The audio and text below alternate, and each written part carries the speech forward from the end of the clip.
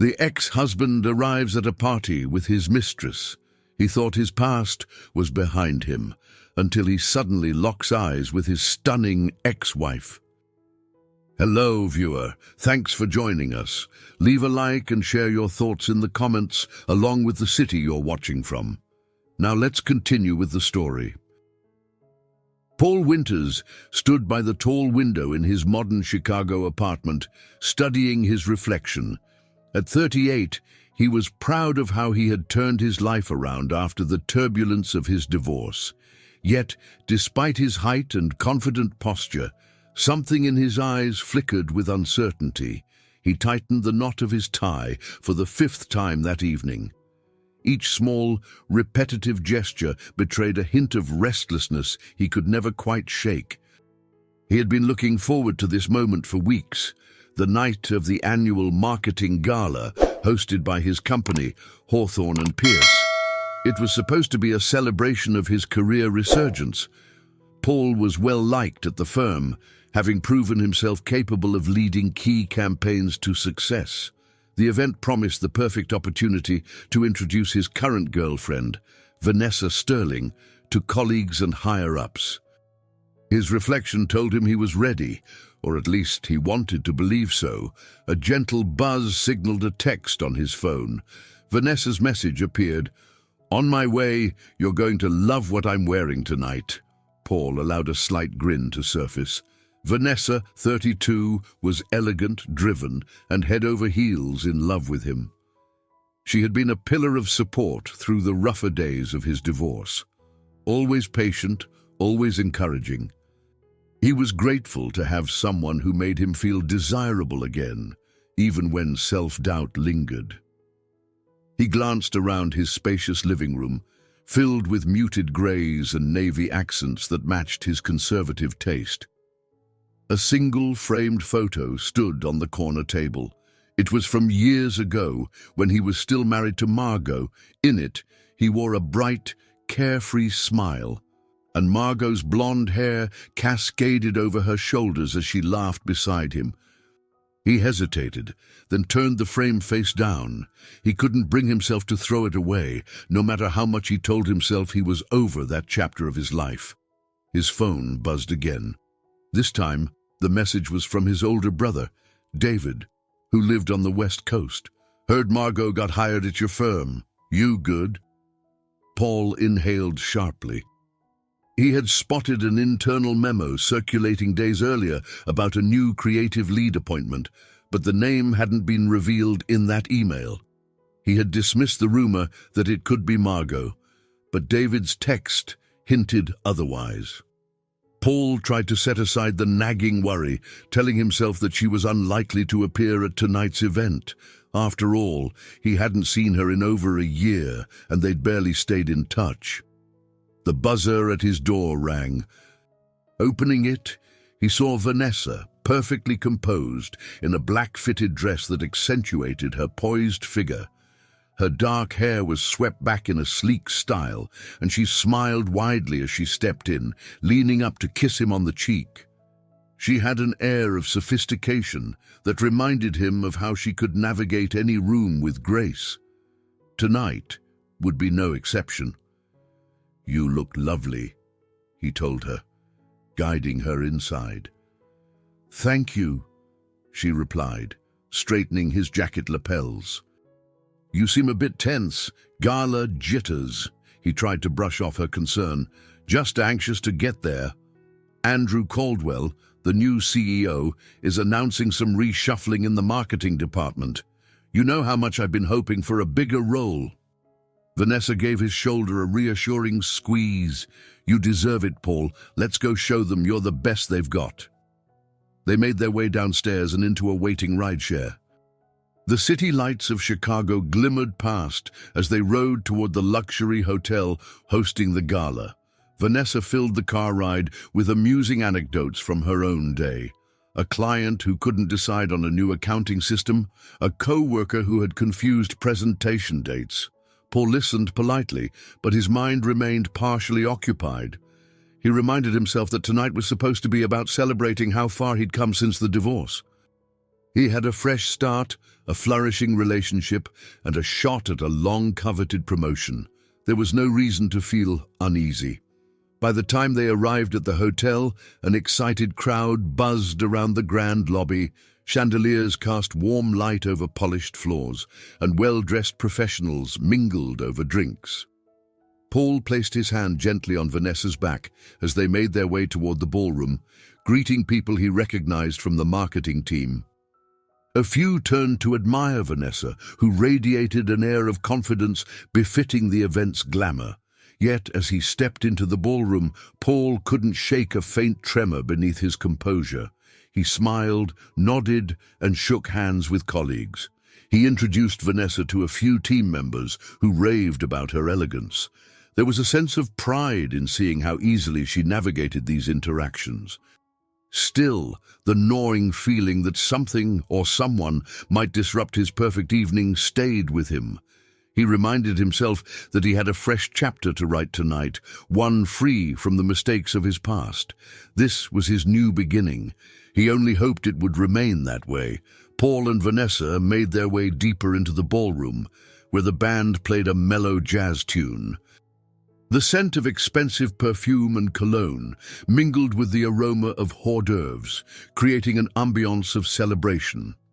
Several large banners displaying Hawthorne Pierce's latest marketing achievements lined the walls, each emblazoned with the firm's signature logo. It was a scene that usually infused Paul with a sense of professional pride. He guided Vanessa toward a cluster of co-workers gathered near the stage. She recognized a few faces from smaller office gatherings and greeted them with a warm, genuine smile. Paul exchanged polite chit-chat about recent campaigns, carefully steering the conversation toward the positive developments he hoped would lead him to a promotion. Out of the corner of his eye, he caught a momentary glimpse of a woman with blonde hair speaking to Andrew Caldwell, the newly appointed CEO. Andrew, a tall man in his mid-40s, had a charismatic aura that matched his reputation as a dynamic leader who had shaken up the industry with bold moves. The woman at his side wore a stunning sapphire blue dress. Paul felt his chest tighten unexpectedly, the air stolen from his lungs. He recognized that dress, or more precisely, he recognized her, Margot, his ex-wife. For an instant, the lively chatter of the ballroom faded into a dull hum, and he stood motionless. She appeared more radiant than he remembered, her blonde waves cascading onto her shoulders, her posture confident yet composed. Even at a distance, he could sense a new energy about her, something refined and different from the woman he once knew. Vanessa touched his arm gently. "Paul, are you okay?" Her eyes narrowed in concern, following his gaze. He cleared his throat, forcing himself to respond. "I'm fine." "Thought I saw, someone I knew." She looked in the same direction, but Margot had already stepped around the corner, obscured by a small crowd near the stage. Vanessa didn't seem to spot her. "Should we go say hi to Andrew Caldwell?" she offered, noticing the CEO was now alone, scanning the room with a welcoming smile. Paul hesitated, torn between wanting to maintain a confident front and the uneasiness clenching his stomach. "I think we should," he managed. "I've been meaning to talk to him about the new campaign direction." He led Vanessa through the throng, exchanging pleasantries with people as they maneuvered closer to the stage. The moment they reached Andrew, he extended his hand, greeting Paul by name. Caldwell's handshake was firm, his grin wide. "Paul Winters," the CEO said, scanning Paul's face. "I've heard a lot about your work on our client accounts. Good to finally put a face to the name." Paul nodded. "Likewise, Mr. Caldwell. This is Vanessa Sterling." Vanessa offered a polite greeting, and Caldwell responded with a courteous bow of his head. "Welcome, Vanessa. Hope you're enjoying the evening." Before Paul could delve into discussing marketing strategies, he caught a glimpse of movement just behind Caldwell. Emerging once again into view was Margot. This time, she locked eyes with Paul. a brief flicker of recognition crossing her expression. Her lips parted slightly in surprise, then eased into a measured smile. The chill that ran through Paul's body was undeniable. He heard his own heartbeat pulse in his ears. Margot stepped forward, looking from Paul to Vanessa, and finally settling her gaze on Caldwell. "Andrew," she began in a calm, even tone, "is this one of the colleagues you wanted me to meet?" "Yes," Caldwell said enthusiastically. "This is Paul Winters. You'll be collaborating with him on the major rebranding campaign." Then he gestured toward Margot with unmistakable pride. "Paul, meet Margot Price, our new creative director." Paul's breath caught. He nodded stiffly, trying to maintain composure. "Margot," he managed, voice subdued. She held his gaze for a long moment, as though measuring how to greet him. "Paul." Her eyes flicked briefly to Vanessa. "It's nice to meet you all." Vanessa, picking up on the tension, extended her hand politely. "Vanessa Sterling, so you're joining the creative team." Margot accepted the handshake. "Yes, I'm excited to bring fresh ideas to the department," she said, glancing back at Paul, "though I suspect we'll have some familiar faces." Andrew Caldwell broke the silence, unaware of the history between Paul and Margot. "I can't wait to see what you two come up with," he said, clearly pleased by what he assumed was a standard professional introduction. Paul forced a smile, hoping it looked genuine. "We'll do our best, sir." As the CEO excused himself to greet another board member, Vanessa offered Margot a polite word about how impressed she was by the company's decision to hire fresh talent. Margot responded cordially, but the tension between her and Paul was unmistakable, like a subtle current of electricity. Paul noticed how composed she seemed, a sharp contrast to the swirl of emotions surging through him. He felt rooted to the spot, all his previous confidence evaporating under the weight of unspoken memories. The dull hum of the crowd returned to his ears, reminding him he was in a crowded ballroom with his girlfriend, introduced for the first time to his ex-wife. Paul navigated the ballroom in an almost mechanical fashion, exchanging quick greetings and small talk while trying to avoid Margot's line of sight. His mind spun with questions he never thought he'd have to answer again. Why had she taken a job at his company? How did she look so composed, so untouched by their past? Vanessa, meanwhile, recognized the strain on Paul's features. She had never witnessed him so tense in social settings. He usually excelled at schmoozing with colleagues, but tonight he seemed distracted. She sensed a wall between them, yet she wasn't sure what stood on the other side. "Paul," she said quietly, tugging at his sleeve, "let's step outside for some air. You seem uneasy." He hesitated, then gave a curt nod. They slipped through the side door leading to a quieter corridor. The music and chatter from the ballroom grew distant, replaced by the soft hum of overhead lights.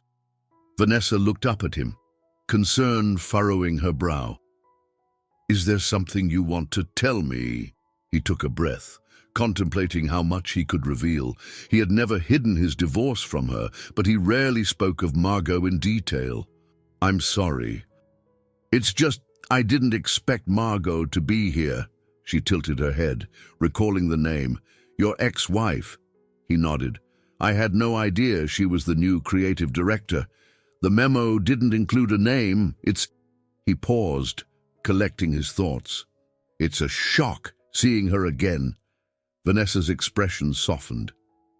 "I understand it might be unsettling, but she's part of the company now, so maybe you two need to clear the air. Especially if you'll be collaborating on projects." Paul tried to steady himself. "Yeah, maybe, but not tonight. Tonight's supposed to be about celebrating our success, and I don't want to drag the past into it." Vanessa searched his face, then placed a hand over his. "All right, let's go back in, make our rounds, and keep this evening as smooth as possible." He mustered a faint smile, grateful she wasn't pressing further.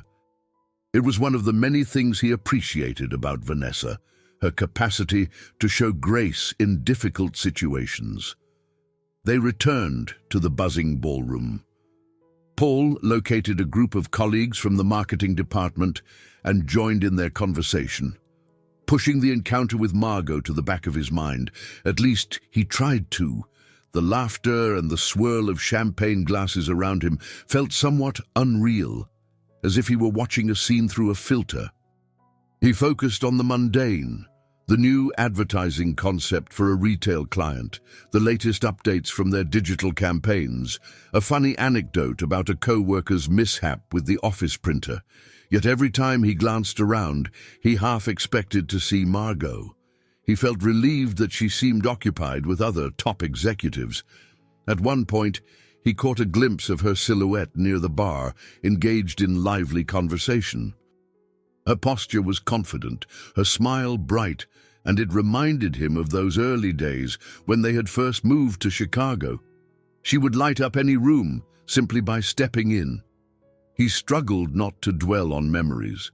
The night he proposed to her on the banks of Lake Michigan, the arguments that escalated as his career demands grew, the day she finally packed her things and left.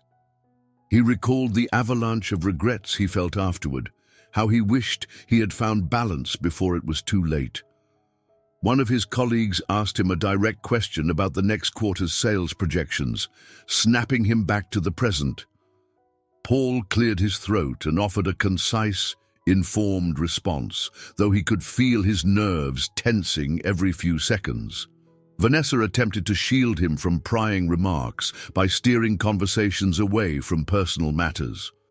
She sensed the potential for someone to bring up Margot's name or mention the fresh gossip of Paul's ex-wife joining the firm. For the most part, people were polite enough to avoid the subject publicly, but the rumor mill was already spinning among smaller circles.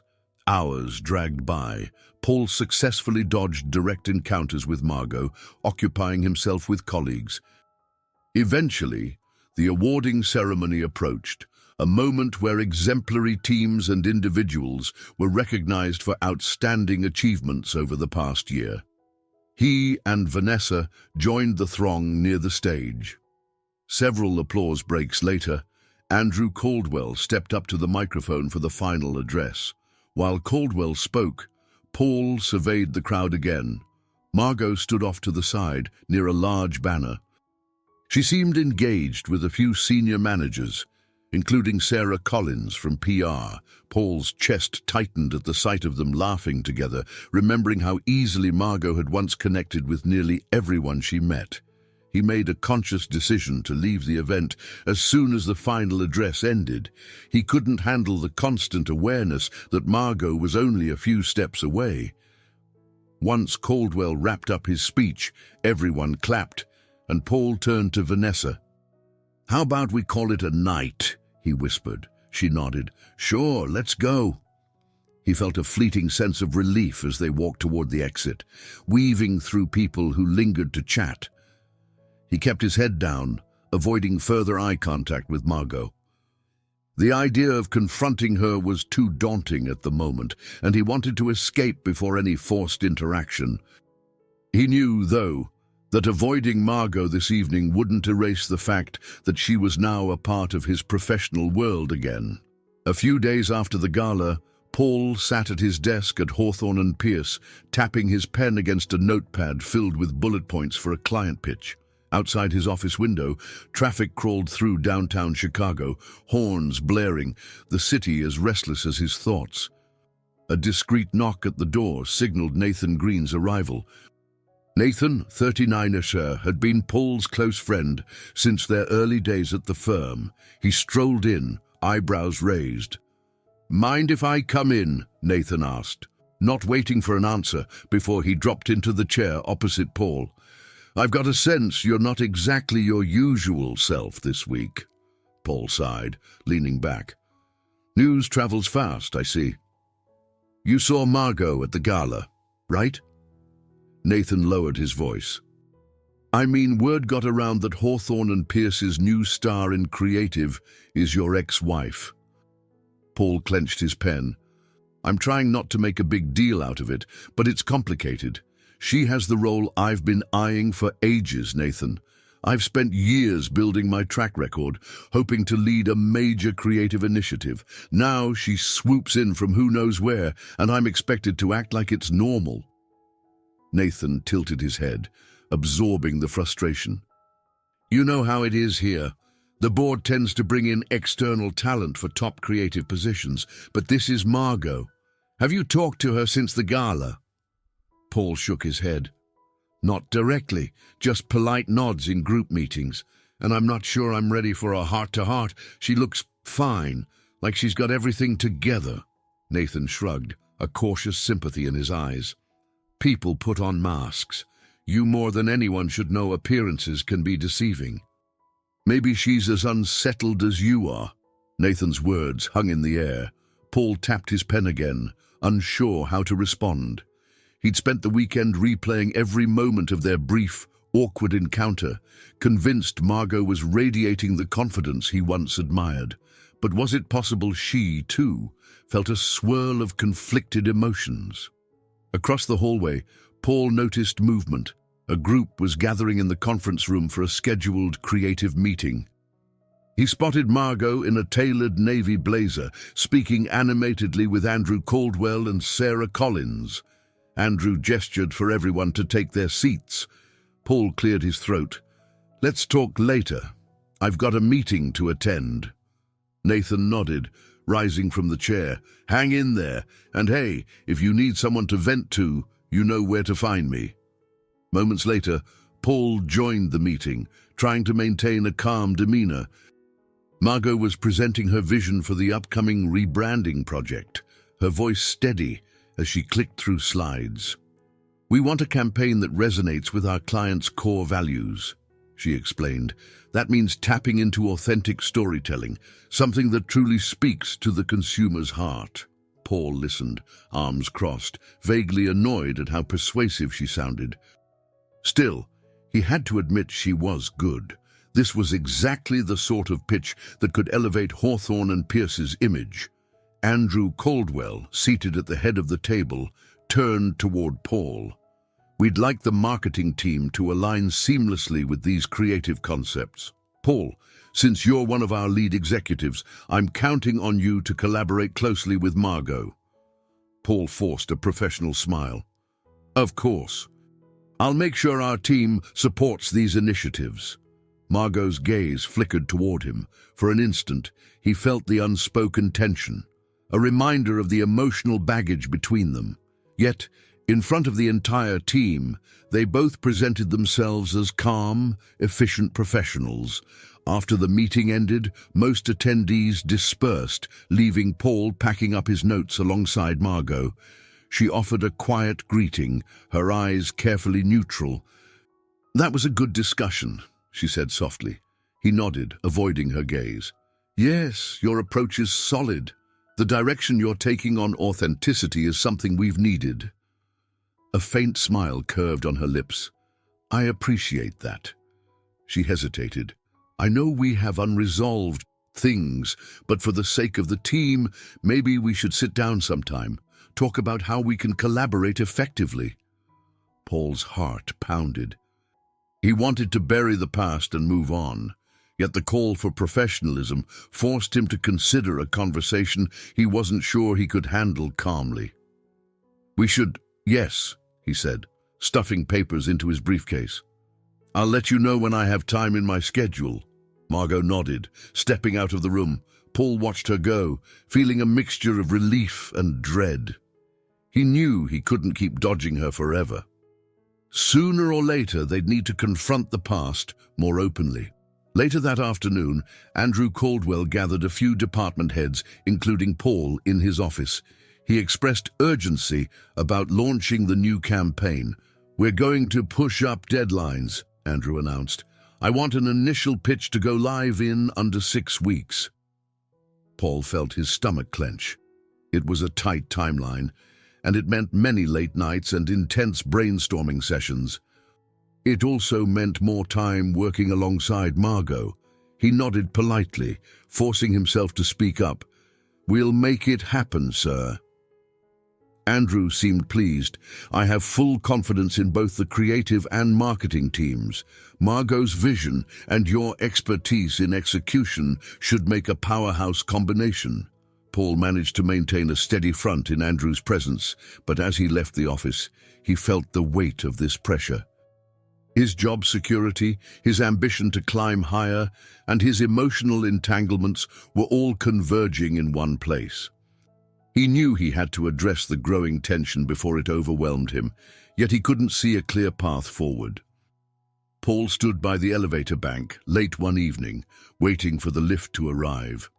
The office was mostly empty, save for a few lights on the upper floors. He was about to head home when the elevator doors slid open to reveal Margot inside.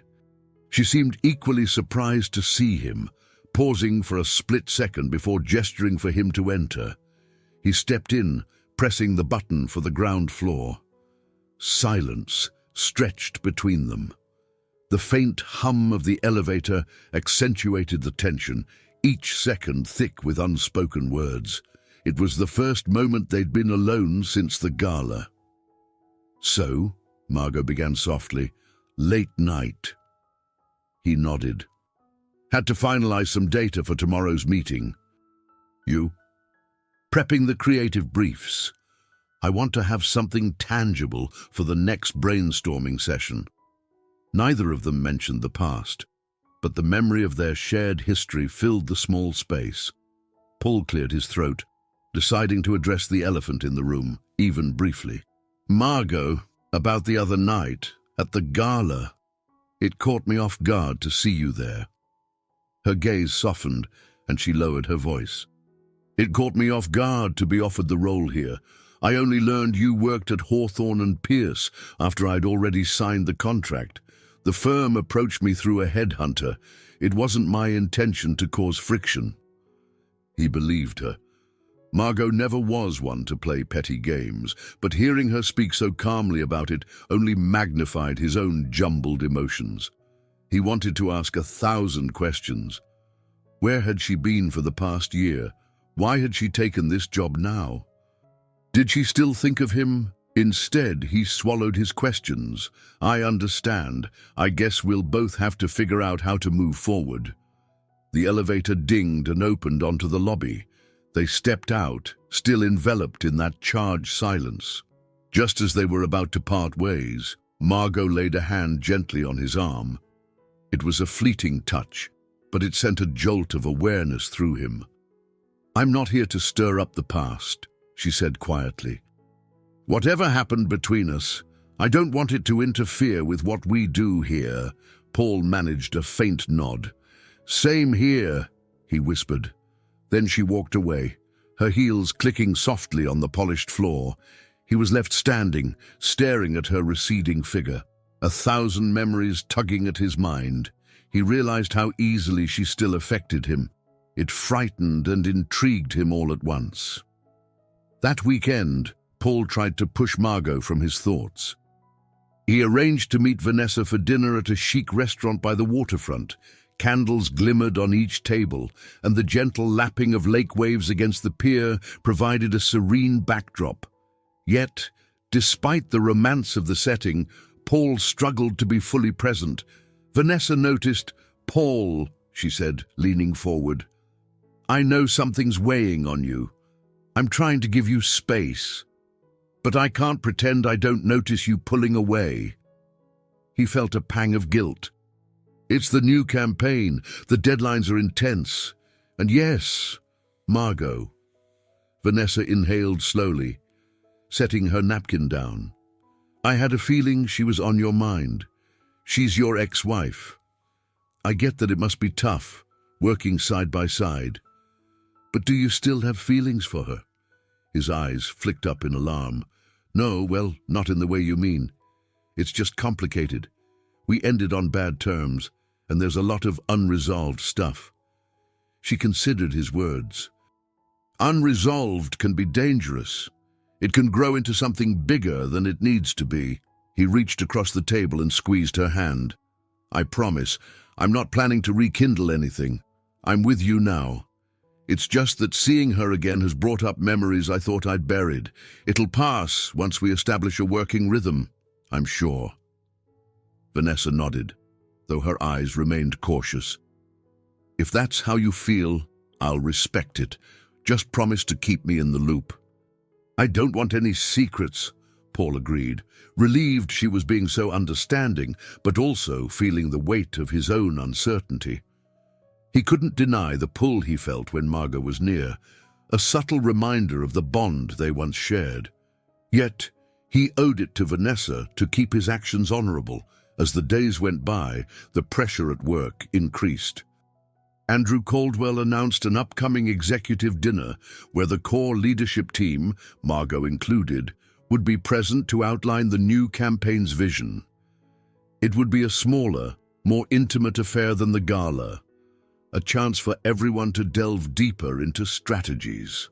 Paul knew this meant closer contact with Margot, more discussions, and perhaps even forging a collaborative partnership with her. He couldn't quite decide if that notion filled him with hope or dread. Still, every time he closed his eyes, Paul could see the way Margot had looked at him in that elevator, calm, poised, yet holding something unsaid in her eyes. It was a glance he wouldn't soon forget. Paul stood near the large window in his office, eyes tracking the bustle of downtown Chicago below. As he ran a hand through his dark hair, he realized he'd spent the past few minutes lost in thought, wondering how to navigate this new reality. Margot's presence at Hawthorne Pierce had reopened questions he'd worked so hard to bury. He glanced at the digital clock on his desk. He had exactly 10 minutes before a scheduled lunch with Nathan Green, the friend he often considered a steady voice in moments of doubt. Nathan had chosen a small sandwich shop not far from the office, a place known for its classic Reuben and quiet ambiance. It was nearly empty when Paul arrived. He found Nathan seated at a corner table, sipping iced tea, eyes scanning a printout of something work-related. The smell of toasted rye and melted Swiss cheese mingled with the subdued chatter of a few other patrons. "Hey!" Nathan greeted, folding the paper. "You look like you haven't slept well."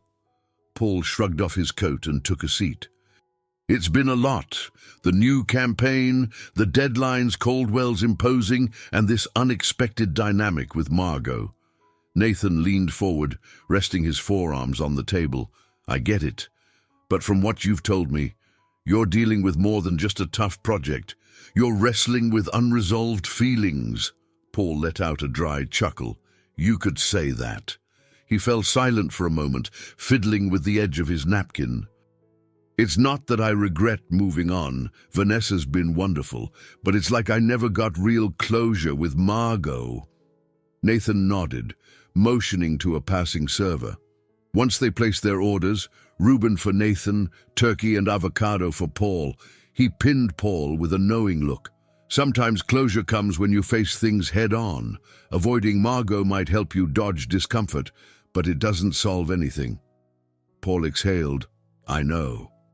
But the second I'm around her, I either feel guilty because I'm with Vanessa, or I feel this pull toward my past that I'm not sure I want to revisit." Nathan took a slow sip of tea. "Maybe you're giving your past self too much power. You're a different man now than you were a year ago. Margot's probably changed, too. You won't know how to work together, professionally or otherwise, unless you actually talk." Paul rubbed the back of his neck. "I guess I'm afraid of what might happen if I open that door. Vanessa's worried, too, although she's being understanding. She's the one who encouraged me to be honest about what I'm feeling." "Listen," Nathan said, dropping his voice to a sympathetic murmur. "What I'm hearing is you need a clear mind. Decide what role Margot plays in your life now. You've got a big campaign to tackle. You can't do that effectively if half your brain is tied up in regret and old memories." Paul could feel tension tugging at his chest, but at the same time, Nathan's words brought a small sense of relief. There was no secret trick, just the willingness to confront what he'd been running from. Their sandwiches arrived, momentarily distracting them from weightier topics. Paul took a bite, appreciating the fresh bread, though he hardly tasted it with all that lingered in his thoughts. Nathan handed him the printout he'd been reading earlier. "Take a look when you can. It's a draft timeline for the new campaign. If you and Margot are going to collaborate, you'll need to see the big picture. Caldwell wants preliminary concepts in 3 weeks, not 6. We're accelerating." Paul nearly choked on his sandwich. 3 weeks! That's insane. Welcome to Andrew Caldwell's style. Nathan frowned. He's pushing for a bold move to show the board he's all about swift innovation. Frankly, we need Margot's creative team on board 24/7 if we're going to meet that schedule, and marketing has to keep up, meaning you. Paul scanned the paper, feeling the weight of the deadlines. So there's no room for hesitation. I need to get my head in the game. Nathan offered a half smile. Exactly. And if you want some advice from a friend, talk to Margot sooner rather than later. Let go of the fear that one conversation could unravel everything. It might actually set things straight. Paul nodded, folding the paper and tucking it into his jacket pocket. You're right. I'll figure out a way to approach her. For the sake of the campaign and for my own peace of mind. They finished their lunch, conversation drifting toward lighter subjects. Nathan's kids, Paul's upcoming visit to see his mother in the suburbs. But the main point stood firm. Paul had a mentor figure telling him, gently but firmly, that it was time to confront his history. And for the first time since the Gala, he felt a small glimmer of determination take root. Later that afternoon, Paul leaned against the wall outside Margot's office, mustering courage to knock. He wasn't exactly certain what he intended to say, only that he wanted to break the ice. The corridor smelled faintly of fresh paint, part of the ongoing office revamp Hawthorne Pierce had undertaken. Through the glass panel, he saw her typing at her computer, brow furrowed in concentration. He raised his hand to rap on the door, but it flew open before he could. Margot stood there, startled for a split second. "Oh, Paul," she said, regaining composure. "I was just about to run down to HR. Did you need something?" He cleared his throat. "I was hoping we could talk about the new campaign, about everything." She exhaled quietly. "Now's not the best time, but let me finish with HR. Then maybe we can grab coffee in the lounge." Paul nodded, forcing a small smile. "Sure, that works." An hour later, they found themselves in the company lounge, a modest space furnished with comfy chairs and a coffee station. The hum of the vending machine created a soft background buzz. Margot poured herself a cup of black coffee, while Paul picked a herbal tea, a habit he'd picked up recently in an attempt to curb caffeine jitters. They settled into a corner, cautiously aware of each other. Margot spoke first, stirring her coffee. "Look, I realize this is awkward. It's not every day you end up working with someone you once shared a life with. But I'm committed to doing a good job here, and I don't want personal history to get in the way." Paul nodded, clasping his hands. "I feel the same. I'm not here to make things uncomfortable. I just didn't expect you. Well, I didn't expect to see you again at all. And I guess I have to adjust." She sipped from her cup, her gaze drifting momentarily to the window, where a glimpse of the Chicago skyline peeked through. "I've changed a lot since we parted, spent some time freelancing, exploring different creative fields. This opportunity came up, and it was too good to pass. I learned you were here only after I'd signed. If I'd known, I might have hesitated. But maybe it's for the best we face each other." Paul let her words sink in. There was a time when they confided in each other daily, hopes, dreams, fears. Now they spoke like near strangers. "I understand. And for the record, I'm not harboring bitterness about the job. You clearly have a strong portfolio, or Caldwell wouldn't have hired you. She managed a small, appreciative smile. Thank you. A few colleagues entered the lounge, filling cups and exchanging pleasantries. Paul noticed how Margot's posture stiffened slightly, as if she were bracing for onlookers' curiosity. He lowered his voice.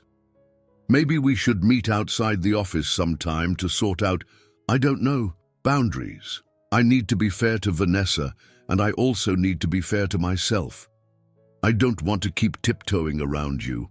Margot set her coffee down, considering his suggestion. That might be wise. Look, Paul, I'm okay talking things through as long as we keep it civil. We both have different lives now.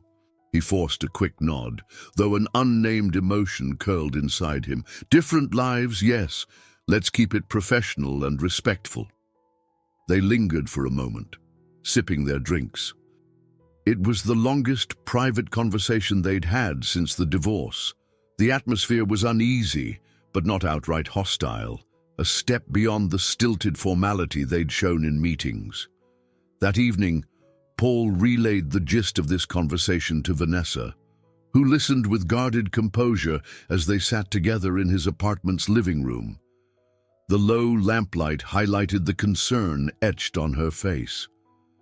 So, you're planning to meet outside the office? Vanessa clarified. Paul nodded, noticing the tension in her shoulders. Just to establish some clarity, maybe bury the hatchet once and for all, then it can truly be about work. Vanessa tried to smile, though her voice betrayed a flicker of insecurity. I'm glad you're being proactive. I only hope it goes the way you want. Paul reached for her hand. I hope so too. I don't want you to worry. This is about tying loose ends, not reopening old wounds. Despite his words of reassurance, Paul felt a growing sense of stepping into uncharted territory.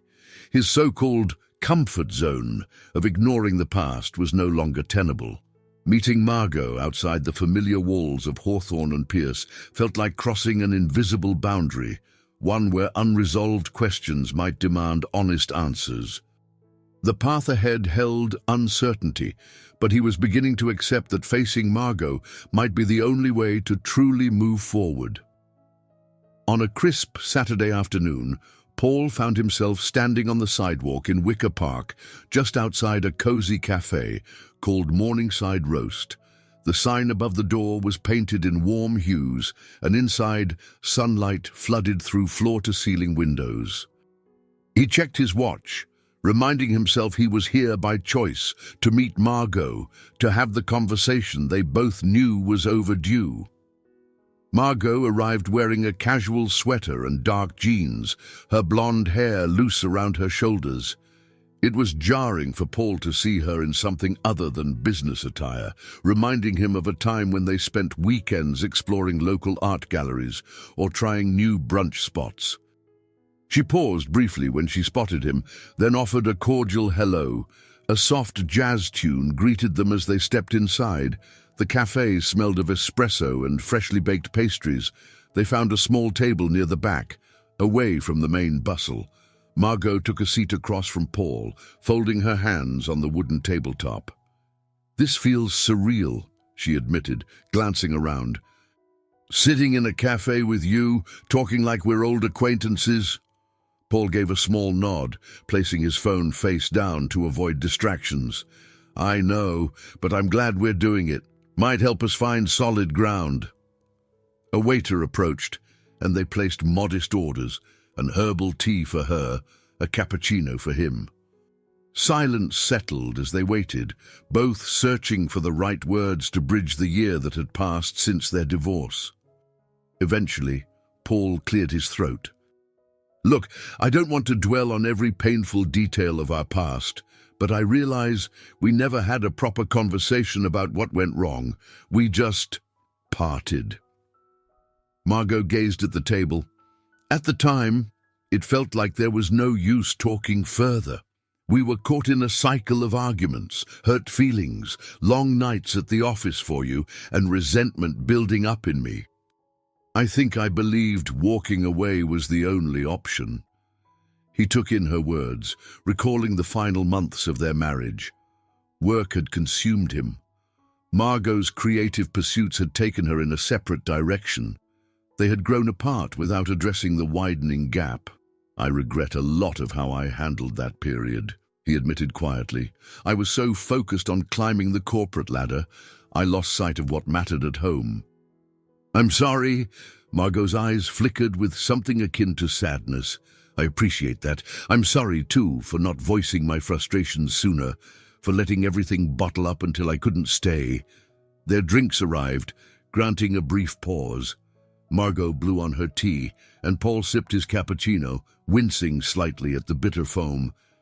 Through the window, the neighborhood traffic flowed steadily. People passing by with grocery bags or walking dogs, completely unaware of the emotional conversation unfolding inside the cafe. After a moment, Margot spoke again. "Since leaving, I've worked hard to rediscover what I wanted in my career. When Hawthorne Pierce approached me, it felt like a breakthrough. I didn't imagine it would bring us face to face." Paul set his cup down. "I understand. Now we're here, forced to cooperate on a major campaign with an almost impossible deadline." He let a rueful smile form. "Life sure has a sense of irony." She brushed a strand of hair behind her ear. "It does. But maybe this is an opportunity to prove we can handle things differently. We're not the same people we were a year ago." He caught the subtle emphasis in her words. "No, we're not. I'm with someone now, Vanessa. She's been a rock for me in a lot of ways. I owe it to her to be honest and respectful." Margot inclined her head. "I'm glad you found someone who supports you. I truly am." The sincerity in her tone was clear, though it carried a hint of wistfulness. They talked a bit longer, discussing a plan for how they might manage the impending campaign tasks. Margot suggested weekly sync-ups with both teams present to ensure no overlap or missed deadlines. Paul agreed to coordinate with marketing staff for data analysis. In a calm, methodical manner, they outlined what they hoped would be a smooth collaboration. Underneath the professional discussion, an unspoken understanding passed between them. They were taking a careful step into new territory, one that required honesty and personal growth. The fear that had kept Paul hesitant to talk to Margot was slowly giving way to a cautious willingness to see her as a colleague, maybe even a friend, albeit one with a significant shared history. As they exited the cafe, a gentle breeze rustled Margot's hair. She looked up at the sky, then back at Paul. "I guess we'll see how this goes." Paul exhaled. "Yes, we will, one day at a time." Neither of them tried to hug or linger. They parted with polite smiles, each carrying the weight of memories that still shaped their every step. For Paul, it felt like crossing into a new phase, an uncertain but necessary one, where he might finally put old ghosts to rest and embrace the possibility of forging a healthier relationship with the woman he once loved. The following week brought a flurry of activity at Hawthorne Pierce. With the accelerated timeline, Paul and Margot found themselves in near-constant communication, drafting proposals, coordinating with sub-teams, meeting with clients over video calls. Word spread fast that the two ex-spouses were working closely, raising eyebrows in some corners of the office. One morning, Paul waited outside the conference room for Margot to arrive so they could finalize the creative brief before presenting it to Andrew Caldwell. As employees shuffled by, he overheard whispered remarks, curiosity or speculation about the exes who seemed to be handling their partnership better than anyone had expected. He tried to ignore the gossip, focusing on the task at hand. Margot arrived, carrying a tablet loaded with design mock-ups. She gave Paul a cordial nod, then stepped inside. They arranged their materials on the table, preparing for Andrew's arrival. "I spoke to the graphic design team last night," she told him quietly. "They're making final tweaks to the visuals. We should have updated files within the hour." He scanned the bullet points on his own notes. Great. Marketing's compiled data on consumer behavior. It'll help shape our narrative. We can show Caldwell how our approach aligns with the brand's ethos. Andrew breezed in, flanked by Sarah Collins from PR and a junior associate named Lucy. After brief introductions, Margot launched into her overview of the creative direction, emphasizing authenticity, storytelling that appeals to the client's emotional core. Paul interjected with key data points supporting the strategy, painting a picture of a cohesive campaign. Caldwell nodded in approval, occasionally firing off questions that Margot and Paul answered in tandem. The synergy between them was evident. Sarah even commented, "It's good to see you two complement each other's perspectives so well." Under the surface, though, Paul felt a nerve-wracking tension. He was aware of the silent, shared history that could overshadow them if they let it. Every now and then, he sensed Margot's guarded glance, as if she was equally conscious of the balancing act they performed. When the meeting concluded, Caldwell was pleased. "Excellent progress. Keep this momentum going, and we might roll out the campaign earlier than planned." He offered a rare grin before gathering his papers and leaving. Sarah paused on her way out, looking between Paul and Margot with a subtle curiosity. "I'm impressed. If you two need any PR assistance, just let me know." Her tone carried a hint of personal intrigue, but she remained professional enough to walk away without pressing further. Once alone, Paul loosened his tie and exhaled. "That went well," he said. Margot nodded, powering off her tablet. "I think so. Your data points really solidified the approach. Your creative flair is what sold him," Paul replied. They tidied up in silence. There was a sense of relief in the room, like they had passed a small test. Still, the tension lingered, unacknowledged yet undeniably present. Later that day, Paul dropped by the graphic design department to review some mock-ups. Seated at her desk was Jessica Martin, a talented designer in her late 20s with a sharp eye for color palettes. She greeted Paul with a friendly wave. "I've just finished adjusting the color scheme on Margot's request," Jessica explained, clicking through several slides on her screen. "We toned down the bright oranges to a more subtle palette that aligns with the brand's existing identity." Paul nodded, impressed. "That's perfect. The brand guidelines emphasize consistency, and this fits." He took a moment to appreciate Jessica's patience, given the ever-changing demands from both marketing and creative. "Thanks for the quick turnaround." Jessica shrugged, shooting him a conspiratorial grin.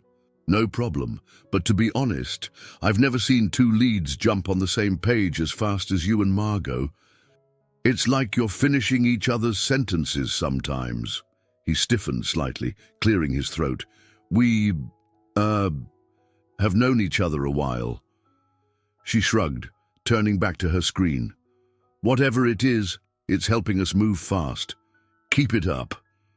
As he walked back to his office, Paul realized he was simultaneously relieved and unsettled by how smoothly things were going. A voice in his head whispered that they were glossing over unresolved feelings, leaning too quickly into a professional camaraderie. It felt like playing a delicate game of balance. One misstep, and they could plunge into emotional chaos. On his way out of the building that evening, Paul bumped into Margot in the lobby. She was gathering her coat, a tired look in her eyes. "Long day," she murmured. He nodded. "Long but productive." "See you tomorrow." She gave a brief smile. "Yes, tomorrow." In that brief exchange, Paul sensed the careful equilibrium they had established. Both were abiding by a new set of unwritten rules, born from shared history and a mutual desire not to derail the campaign, or their own lives. For now, at least, it seemed to be working. After another intense week, Andrew Caldwell called for a brainstorming session in the main conference room, inviting multiple departments to contribute fresh angles on the campaign. Paul arrived early, wanting to ensure everything was set up. The large oval table was surrounded by comfortable chairs, while a digital screen dominated one wall, displaying the Hawthorne Pierce logo. He was soon joined by a variety of people. Nathan as, of course, representing strategic planning, Sarah Collins from PR, Jessica Martin from design, and a few others who had valuable insights. Margot walked in last, greeting everyone with a warm, professional smile. She took a seat near the center, tablet in hand. Andrew commenced the session by highlighting the campaign's tight timeline and high expectations. Then he turned it over to Margot. She stood, addressing the group with confidence. I want to gather your ideas on how to connect emotionally with our target audience. We've laid out the broad strokes, but what small stories can we tell? Nathan spoke up first, proposing a series of mini-narratives that showcased real-life client experiences. Sarah added that a behind-the-scenes look at the product's development could enhance transparency. Jessica pitched a concept involving short animated clips to bring the brand's values to life in a playful way. As Paul listened, he couldn't help but be impressed with how smoothly Margot directed the conversation, giving everyone a chance to speak. He chimed in, suggesting that they reinforce these emotional elements with hard data, statistics indicating how consumer trust increases when brands engage in genuine storytelling. Margot acknowledged his point, weaving it into the conversation without missing a beat. In the midst of this back and forth, Paul realized they were forming a core group of allies. These colleagues were just as invested in the campaign's success as he and Margot were. The lingering tension of the X's working together dynamic seemed to fade into the background, replaced by a unified goal. After nearly 2 hours, the session wrapped up with a flurry of note-taking and excited chatter. Andrew departed, satisfied with the progress. A few smaller conversations continued around the table, pockets of collaboration forming. Nathan and Sarah approached Margot and Paul together. Sarah, a confident woman in her mid-30s with a perceptive smile, said, "I really think we're onto something. Our PR angle, combined with these personal client stories, could be powerful." Nathan nodded. "Agreed. We just need to keep up this momentum. You too," he pointed between Paul and Margot, "should probably lead regular check-ins to ensure we don't lose steam." Margot glanced at Paul, then looked back at Sarah and Nathan. "We're scheduling weekly alignment meetings with design, PR, and marketing. Maybe we can also have an open Slack channel for daily updates." Paul agreed. That would help everyone share progress in real time. As the four continued talking, it became clear that each brought a unique perspective. Nathan had a gift for seeing logistical roadblocks before they happened, while Sarah excelled at anticipating public perception. Margot's creativity served as the campaign's beating heart, and Paul's analytical approach anchored it in measurable goals. Jessica joined them momentarily, smiling at the synergy. "We're unstoppable," she joked, to which they all laughed.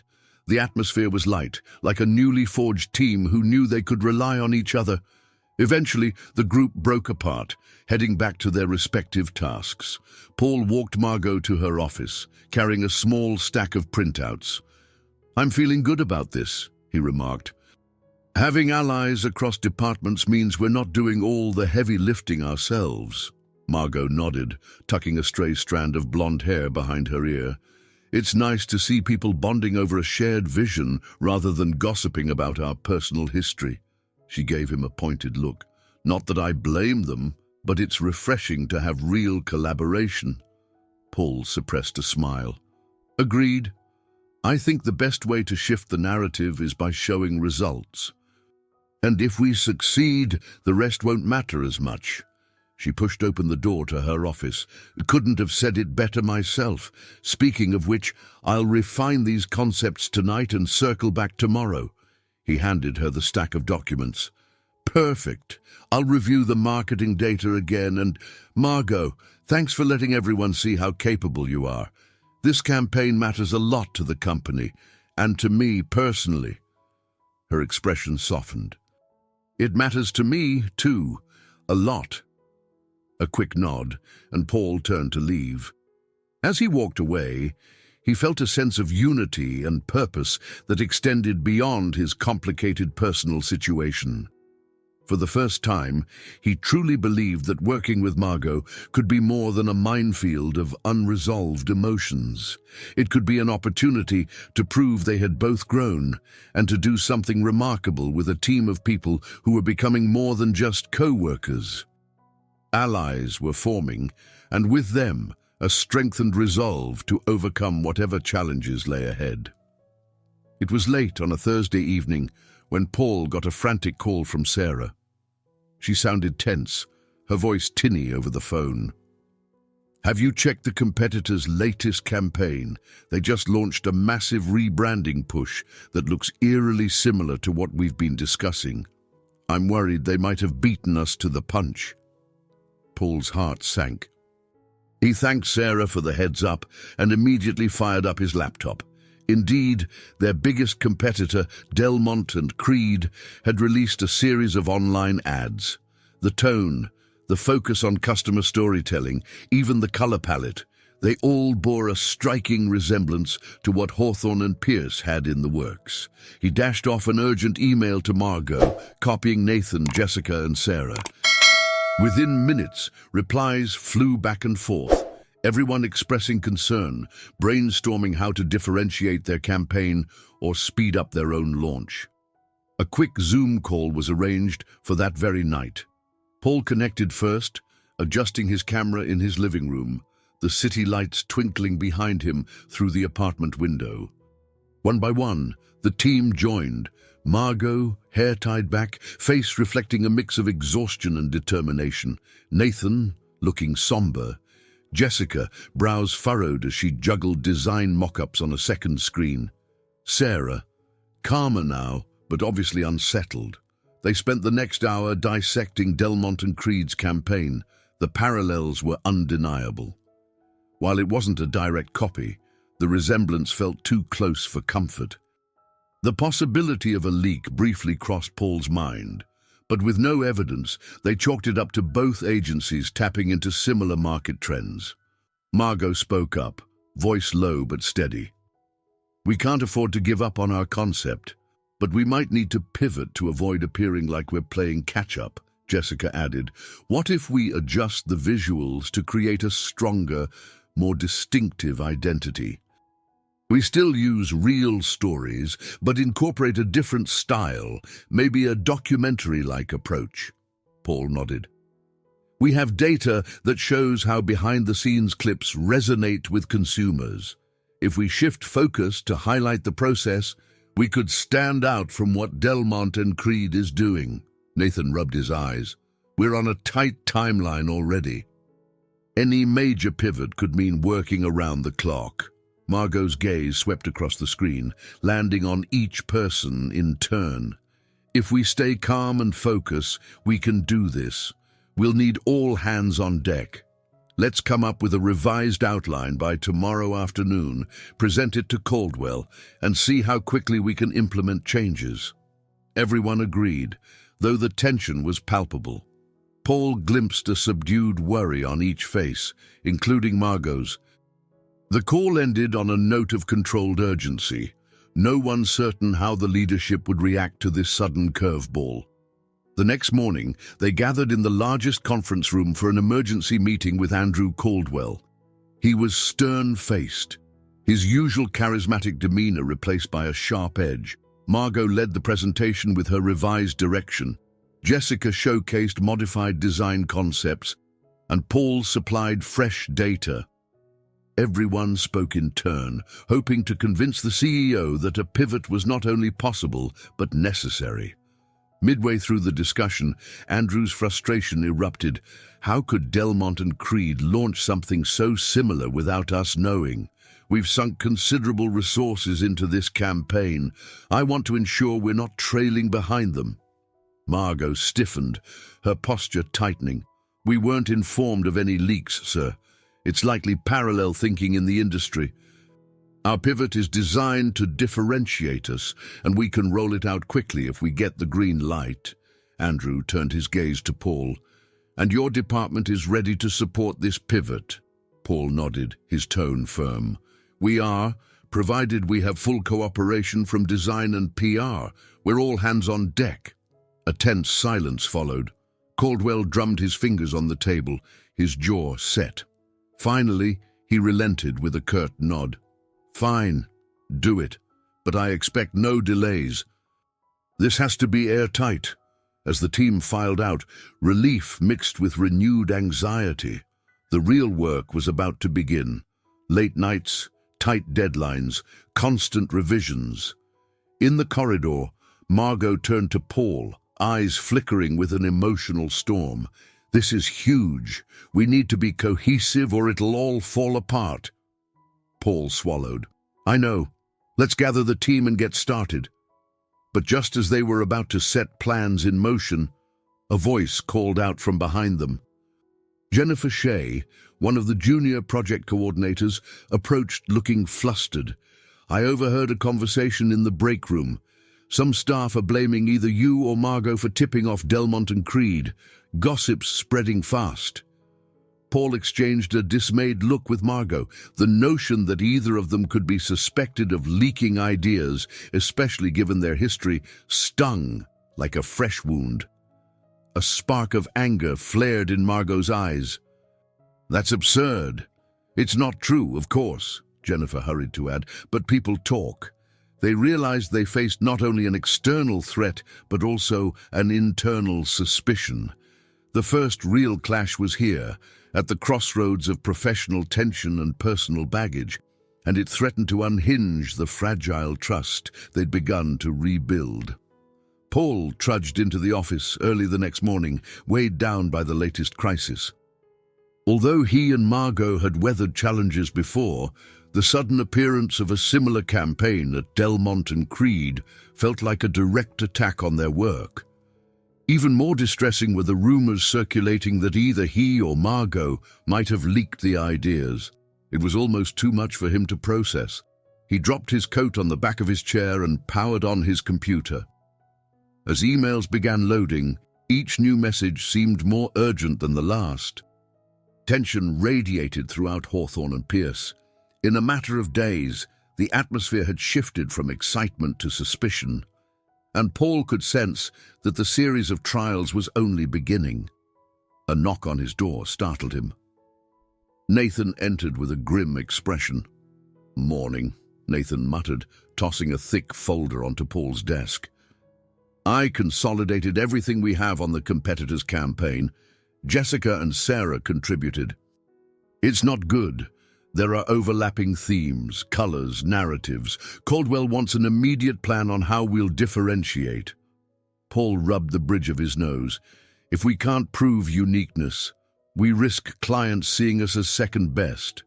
We need a fresh angle, something strong enough to overshadow Delmont and Creed's launch." Nathan's voice was low. "We also need to address the gossip. Some folks believe there's a mole in our team. It's eroding trust.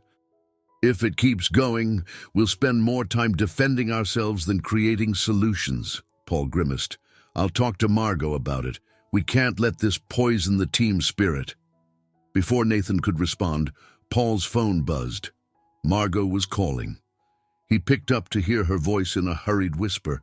"Can you come up to the creative department? We've had a development with Jessica's designs." He and Nathan exchanged glances. "On our way." In the creative wing, they found Margot huddled with Jessica and Sarah around a large mood board pinned to a wall. Color swatches, sketches, and concept notes covered the surface. Jessica pointed to a sequence of images. "I stayed up late revising the visuals," Jessica explained, "but then I found out Delmont and Creed has also uploaded short videos on social media, almost like behind-the-scenes teasers. Sarah frowned. They're definitely stepping on our toes. We can't just keep reacting to them. Margot turned to Paul and Nathan. I'm done playing defense. We should embrace a bolder narrative that only we can tell. If Delmont and Creed wants to highlight behind the scenes, we go deeper, show clients the actual faces and personal stories behind each product, from inception to completion. Something truly transparent. Paul inhaled sharply. That means shooting real documentary-style footage, interviews, day-in-the-life segments. That's a lot of work in a short time frame. Margot's eyes flickered with resolve. I know, but this is a test of how far we're willing to push ourselves. If we pull it off, we'll have a campaign that can't be mistaken for anyone else's. A ripple of agreement passed through the group. They talked specifics, dividing responsibilities. Sarah would handle logistics for filming. Jessica would adapt her designs for a documentary-like feel. Margot and Paul would shape the storytelling arc, ensuring data and narrative remained balanced.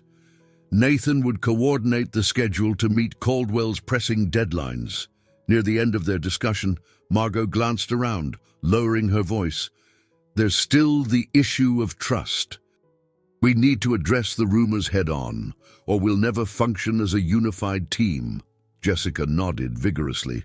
Some folks actually asked me if I'd seen you or Paul rummaging through confidential files. It's ridiculous, but the suspicion is there. Sarah added, I've tried to tamp down the gossip, but it's stubborn. People are whispering about how the two of you once shared a life, implying maybe one of you has divided loyalties.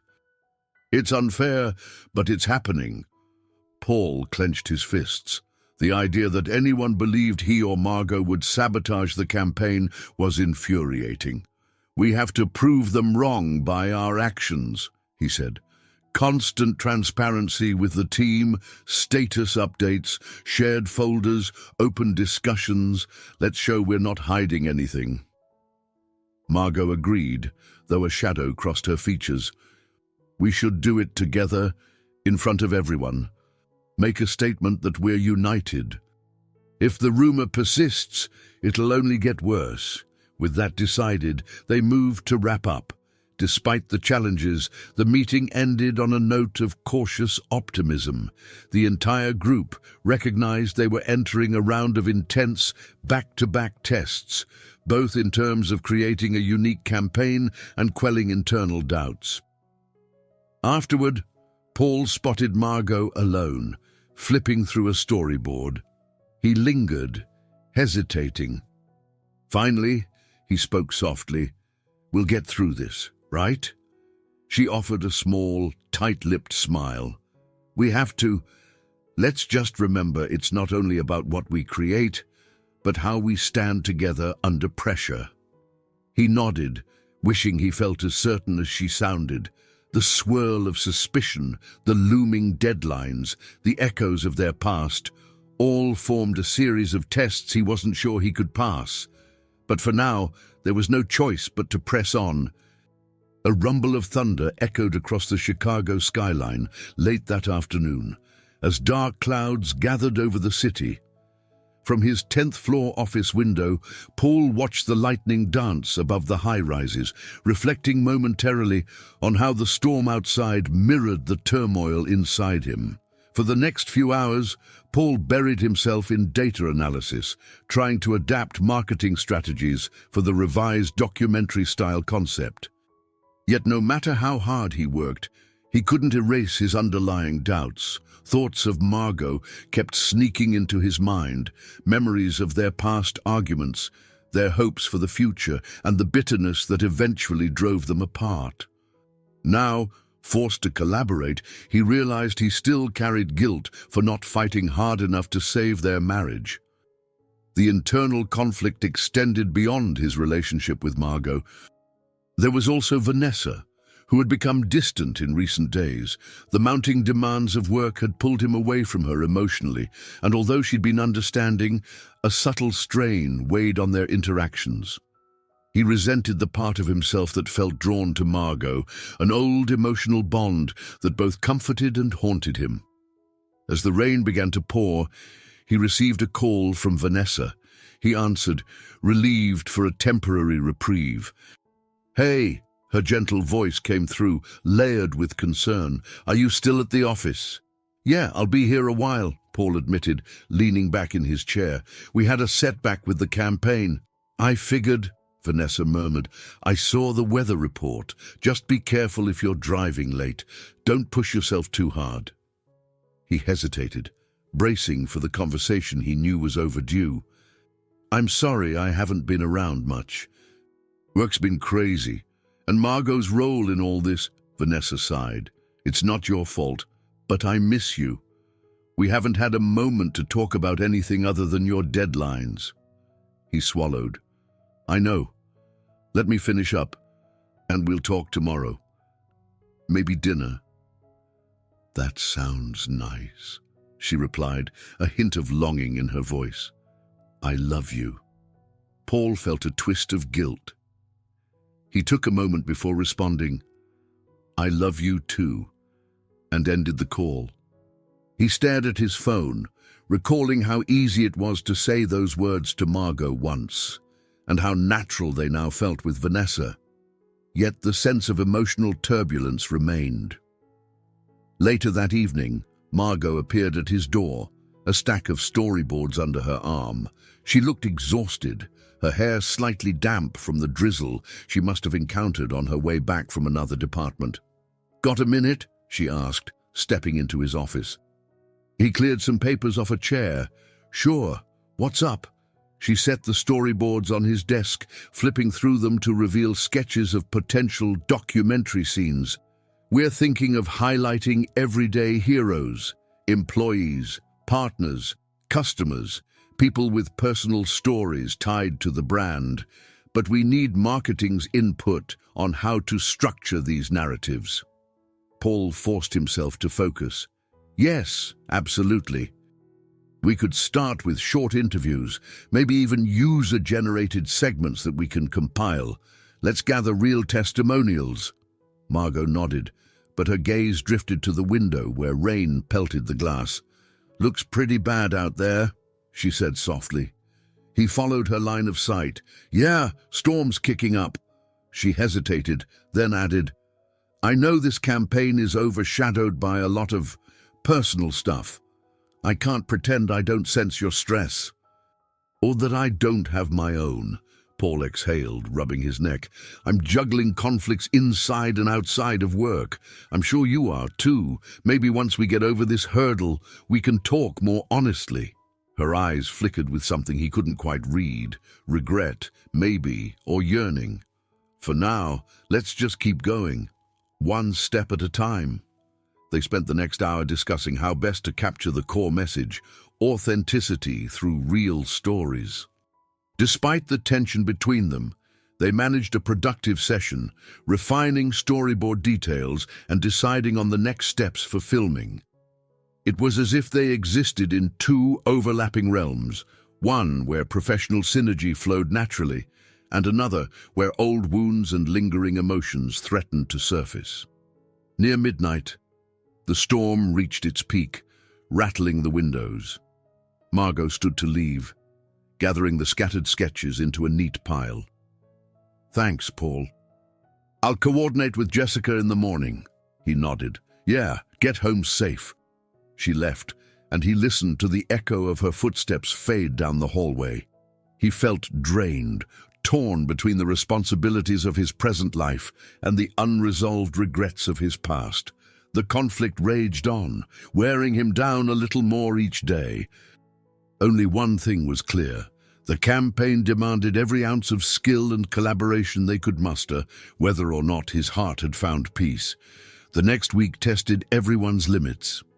With the revised plan for a documentary-style campaign in motion, teams scrambled to secure filming locations, schedule interviews, and finalize visual assets. The halls of Hawthorne Pierce buzzed with a frenetic energy that blurred days into nights.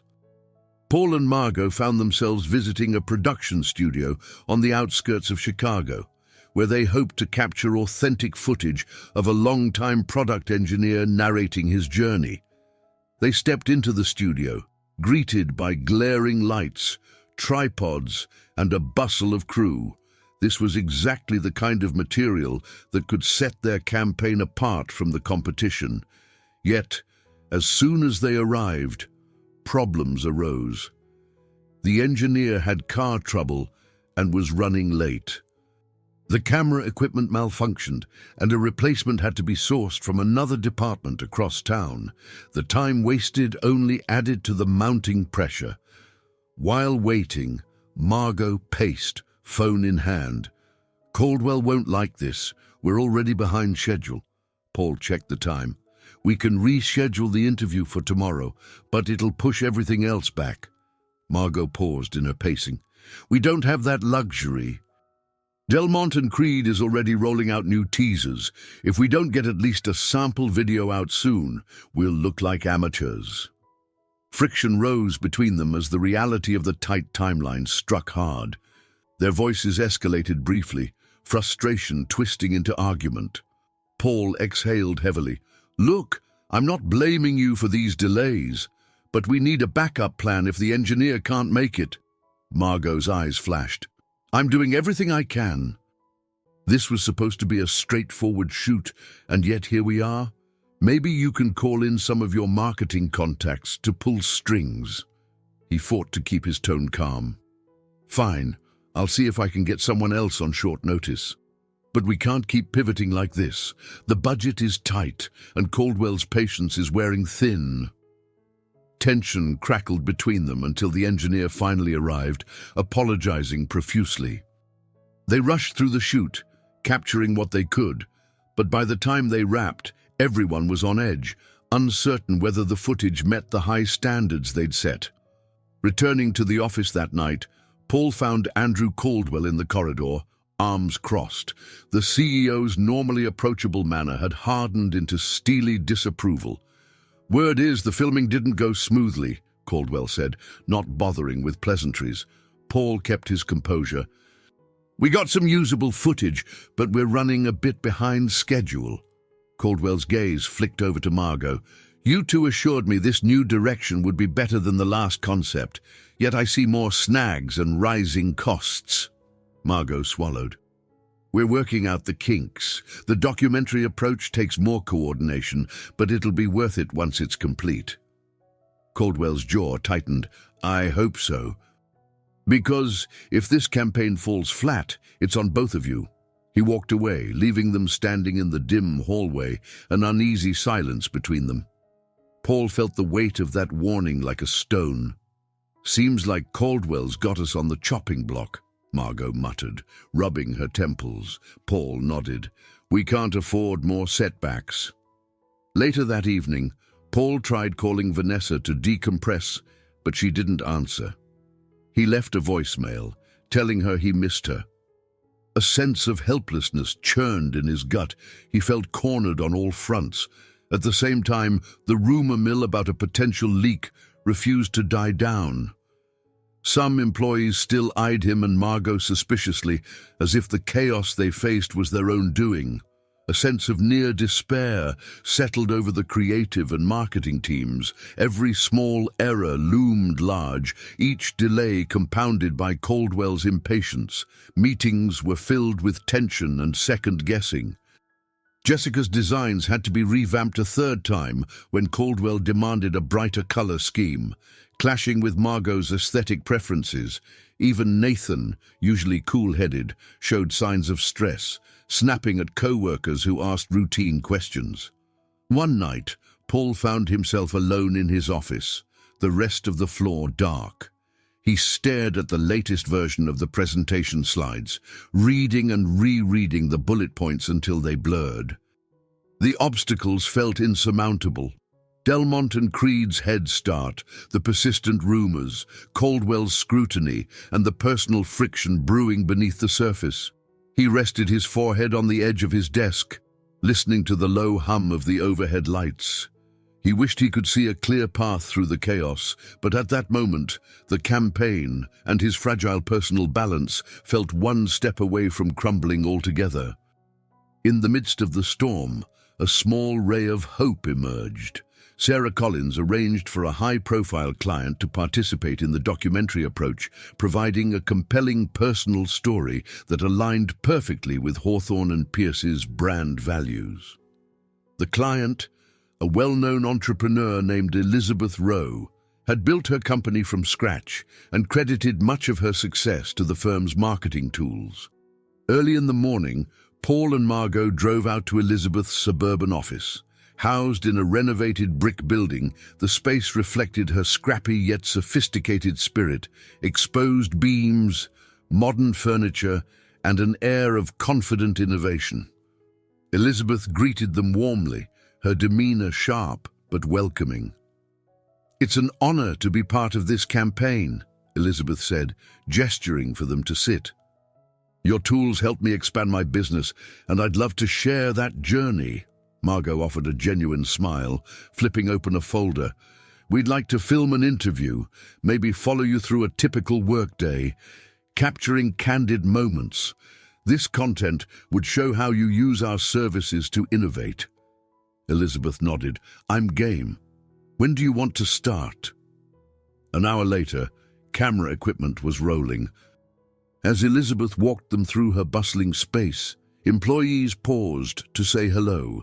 She showcased how she interacted with Hawthorne Pierce's marketing platforms, displaying real-time analytics, highlighting branding materials, and explaining how it helped shape her company's identity. Paul, observing from behind the crew, felt a surge of optimism. Everything seemed to click. Elizabeth had a knack for being candid, yet charming, and the footage captured her genuine excitement. Margot, guiding the interview, asked thoughtful questions that highlighted both the personal and professional angles. The synergy they'd hoped for, raw storytelling anchored in authenticity, was unfolding right before their eyes. By the end of the shoot, they had hours of video to edit, but everyone sensed they'd struck gold. Elizabeth personally thanked them before they left. "I believe in what you're doing. Let me know if you need anything else." Outside, the late afternoon sun peeked through scattered clouds, casting a warm glow over the parking lot.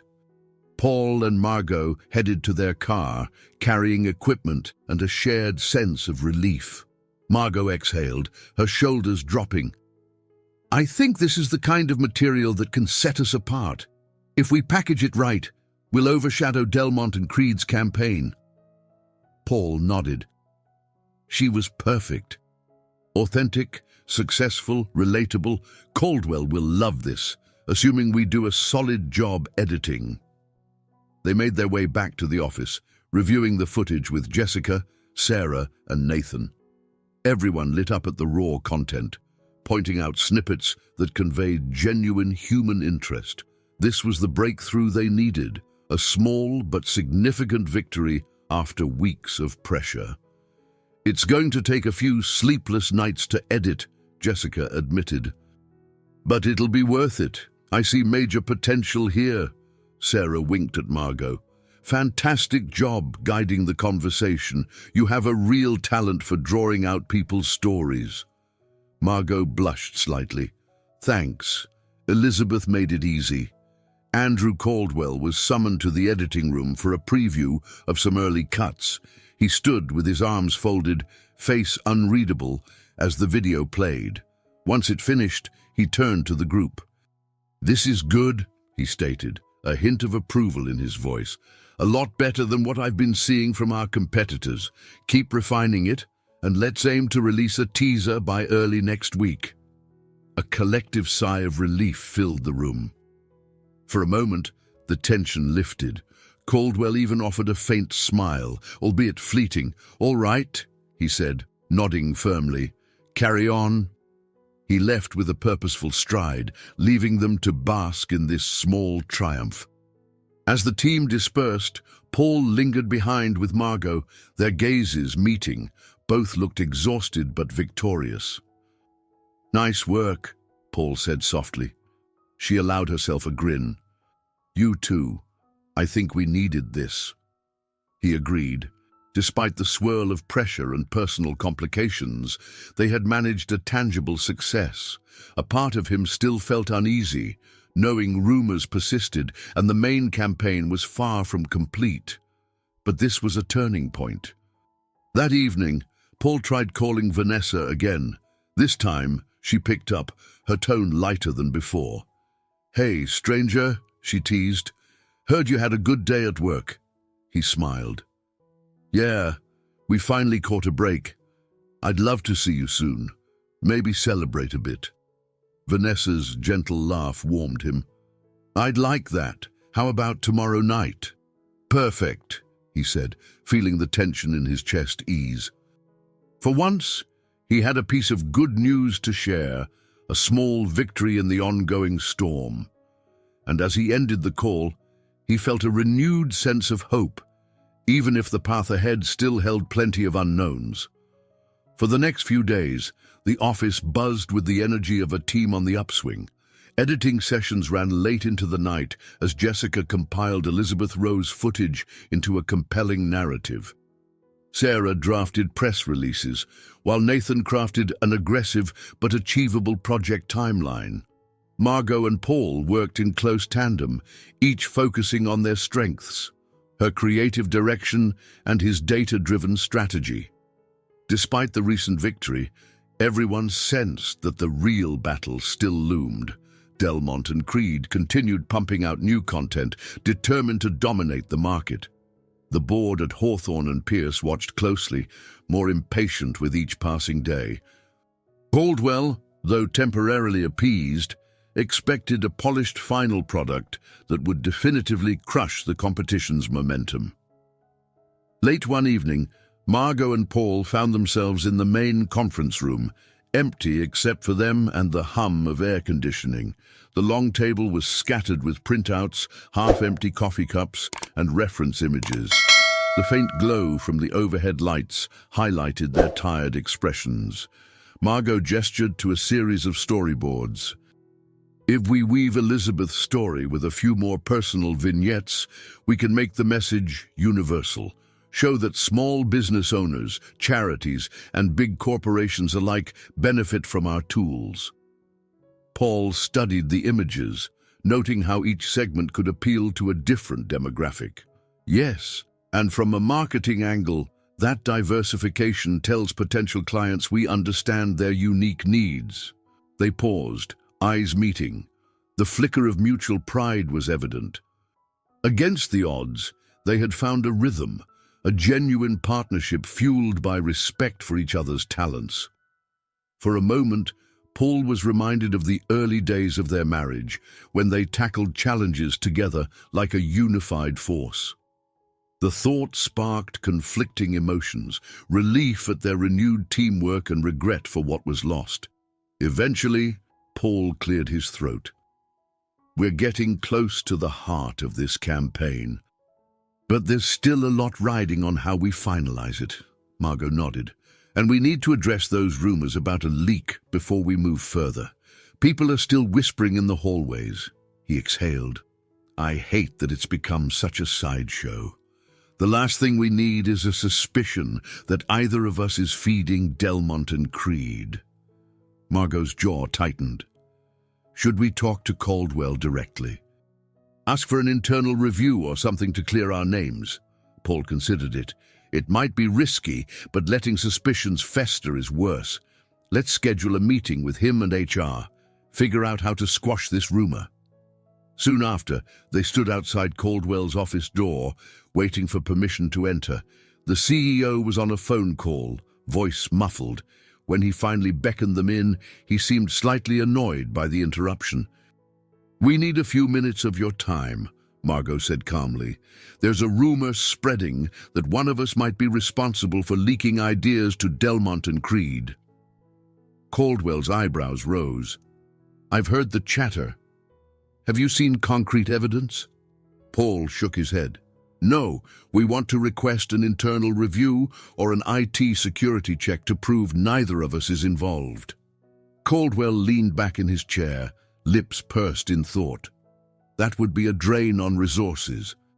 But it might be necessary if employees are losing trust. Margot's voice was resolute. We can't lead this campaign while half the staff suspects us of sabotage. We need to clear the air. After a tense moment, Caldwell nodded. All right, I'll authorize a discreet security review. In the meantime, keep your focus on the campaign. If we come up empty-handed, that should end the rumor once and for all. They left his office with a sense of cautious relief. The wheels were in motion to address the gossip, though there was no guarantee it would dispel every doubt. Still, it was a step toward restoring credibility. That night, Paul met Vanessa for dinner at a cozy Italian bistro. Over bowls of pasta, he recounted the progress and the steps being taken to handle the leak rumors. She listened intently, occasionally reaching for his hand.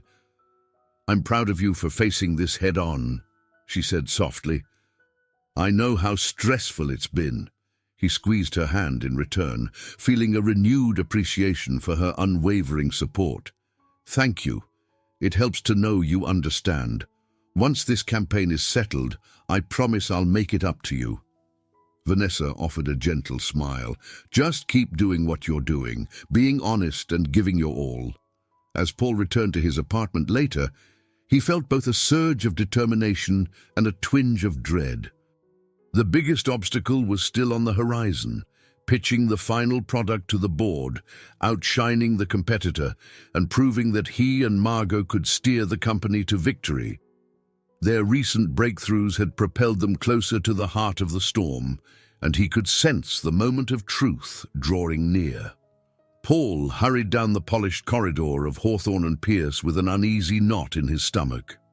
Everyone on the marketing and creative teams was converging in the main conference room for the pivotal internal review, an event Andrew Caldwell had scheduled to determine whether their documentary-style campaign was ready for the board. Rumor had it, Caldwell also intended to address the lingering suspicions of a leak. Paul felt tension gather in his shoulders as he thought about the countless hours spent polishing every detail. When he entered, the large oval table was already crowded. Margot sat near the front, an open laptop before her, scrolling through last-minute adjustments to the video segments. Sarah Collins and Jessica Martin sat at her side, flipping through printed slides. Nathan leaned against a wall, arms folded, scanning the room with a watchful gaze. A murmur of voices filled the space, employees speculating on how Caldwell would react. Moments later, Caldwell stepped in with brisk authority, accompanied by a couple of IT representatives. The hush that fell was immediate.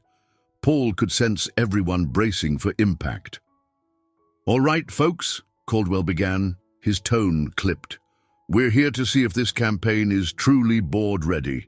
Before we do that, I have news on the rumored leak." A rustle of movement spread through the room as people exchanged glances. The IT reps set a folder on the table. Caldwell opened it, scanning its contents before continuing. "We conducted a thorough security review of emails, shared drives, and project logs. Our findings are clear. There is no evidence that any of you shared material with Delmont and Creed. That includes you, Paul, and you, Margot." Relief washed through Paul so powerfully that he had to resist letting out an audible exhale. He looked toward Margot, whose tense posture relaxed. A few employees murmured quiet apologies, while others sat in awkward silence. Caldwell's gaze swept the room. "I trust," Caldwell said firmly. "This settles any concerns about sabotage. Now let's move on to business." Margot rose, clicking a remote that displayed the final edits of their documentary-style footage. The video showcased Elizabeth Rowe's heartfelt testimony, interspersed with glimpses of smaller clients who had equally compelling stories. The camera angles, the warm color grading, the genuine emotion, it all coalesced into a powerful narrative that set Hawthorne and Pierce apart. As the footage ended, The conference room remained hushed for a moment before Caldwell switched off the projector. He tapped his pen against the table. "I won't lie, this is impressive. The question is whether it's enough to dethrone Delmont and Creed's campaign." Jessica spoke up, voice brimming with confidence. "We've already run a small consumer test, comparing teaser clips of our footage to Delmont and Creed's final ads. Ours scored higher in emotional impact and authenticity." Sarah added, "And the PR angle is strong. We'll position Hawthorne and Pierce as the home of genuine, human-centric marketing solutions." Caldwell set his pen down. "Very well. I want the board to see this tomorrow afternoon. Fine-tune whatever you can overnight. If it passes their scrutiny, we roll it out next week." A buzz of excitement and apprehension filled the air. Caldwell dismissed everyone, but a handful stayed behind. Paul joined Margot, Nathan and Sarah at the front of the room as Caldwell left. Nathan clapped Paul on the shoulder. "That was a huge step. Now all we have to do is dazzle the board." Sarah caught Margot's eye. "Think you can refine the opening sequence? Maybe highlight the brand name a bit sooner." Margot nodded. "Absolutely. Let's get Jessica on that. Shouldn't take long." Paul felt the wave of relief turning into a ripple of renewed anxiety. Tomorrow was crucial. If they failed to convince the board, all their progress would vanish. And although the leaked suspicions had been cleared, he knew the emotional weight of the last few weeks wasn't something any of them could shrug off easily. That evening, Paul intended to head straight home and brief Vanessa on the good news, but Margot caught him by the elevators. Her expression was guarded, yet determined. "Paul, there's something we should talk about. I'm relieved our names are cleared, but it doesn't change the fact we've been walking on eggshells. I don't want to keep avoiding the deeper issues between us." He hesitated, the elevator doors sliding open with a soft ding. "You mean our past, the divorce?" "Everything left unsaid," she nodded. "Yes, maybe once this board presentation is done, we should sit down for a real conversation." His heart pounded, recalling the friction and unspoken pull between them. "I agree. We need closure, or clarity, or both." Margot offered a faint, grateful smile. "All right, after tomorrow, we'll find a moment." They stepped into the elevator together, side by side, neither speaking. The tension was there, but so was a flicker of mutual respect, born from the chaos they'd endured.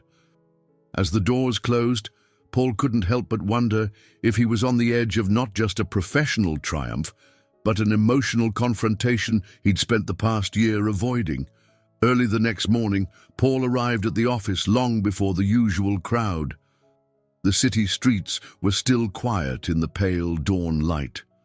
He made his way to the editing suite, eager to see the latest tweaks Jessica had implemented overnight. Dark circles under his eyes betrayed his sleeplessness, but adrenaline kept him going. Jessica looked up from her workstation and yawned. "Didn't expect to see you so early. Just finished layering some new graphics over the opening footage." He moved closer, peering at the large monitor. The Hawthorne and Pierce logo glowed subtly amidst shots of Elizabeth Rowe's daily routines, answering calls, reviewing spreadsheets, brainstorming with her staff. It was polished yet authentic, precisely what they'd envisioned. "This is great," Paul murmured. "Thanks, Jessica. You've been a lifesaver." She cracked a weary grin. "Happy to help. I'll catch a quick nap in the break room before we present this to the board." By the time other colleagues arrived, Paul was already re-watching the clips, mentally rehearsing how to frame each talking point for the board. Nervous energy hummed through the corridors. Margot joined him shortly after 8, a coffee cup trembling slightly in her hand.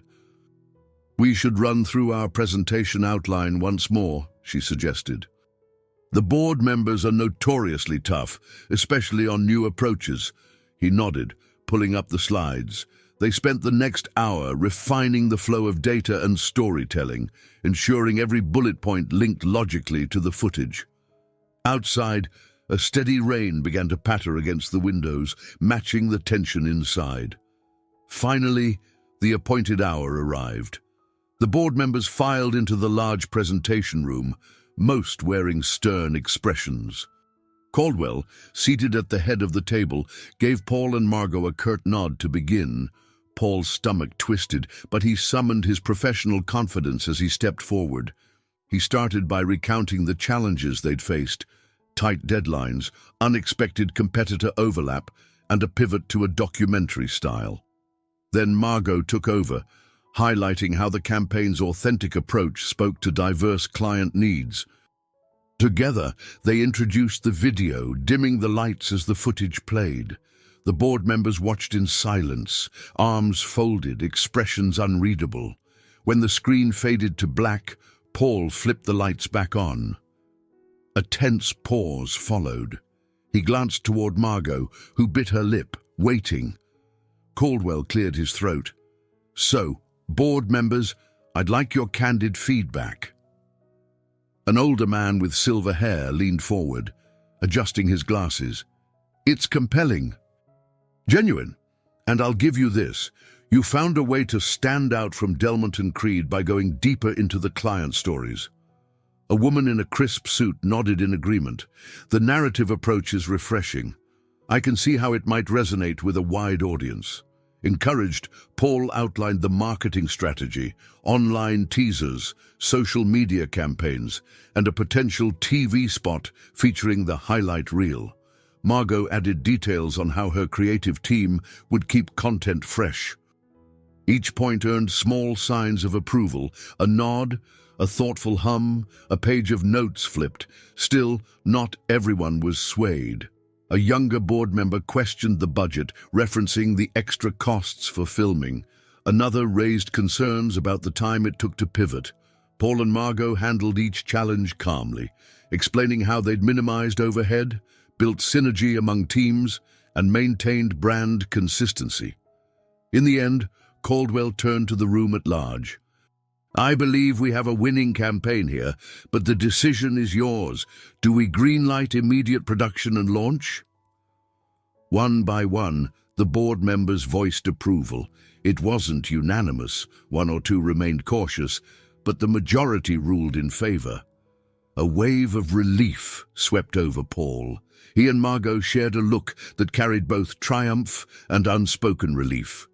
The board made its exit, the sense of finality palpable. Caldwell lingered after most had gone. "Well done," he said bluntly. "You pulled it off. Now don't let me down on the execution." As he strode away, Paul's pulse thundered. They had secured the board's blessing. The tension coiled inside him needed release, but another weight pressed on his chest. Margot's hint the night before about having a serious talk. The professional victory only highlighted how much personal territory remained unresolved. In the hallway outside, Margot exhaled slowly, eyes gleaming with a mix of fatigue and satisfaction.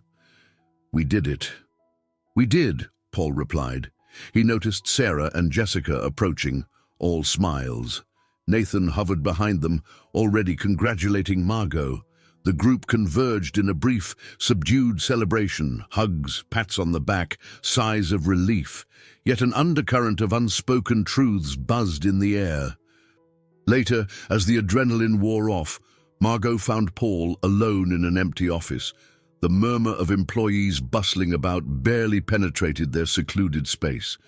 "Tonight," she said softly, "after work, let's have that conversation we both know is overdue." Paul nodded, a rush of nerves returning. "I'll be there." She didn't specify a location, but the meaning was clear. Somewhere private, away from the prying eyes of co-workers. The campaign's success was officially on track. Now it was time to face the emotional wounds that had only partially healed, if at all. That evening, Paul found himself in a quiet corner booth at a small, dimly lit restaurant called Ashford's, an unassuming place known for its classic American dishes and low-key ambiance. He had arrived first, choosing a table near the back where they could talk without interruption. Flickering candles cast warm shadows on the dark wooden walls. He fiddled with the hem of his napkin, mind churning.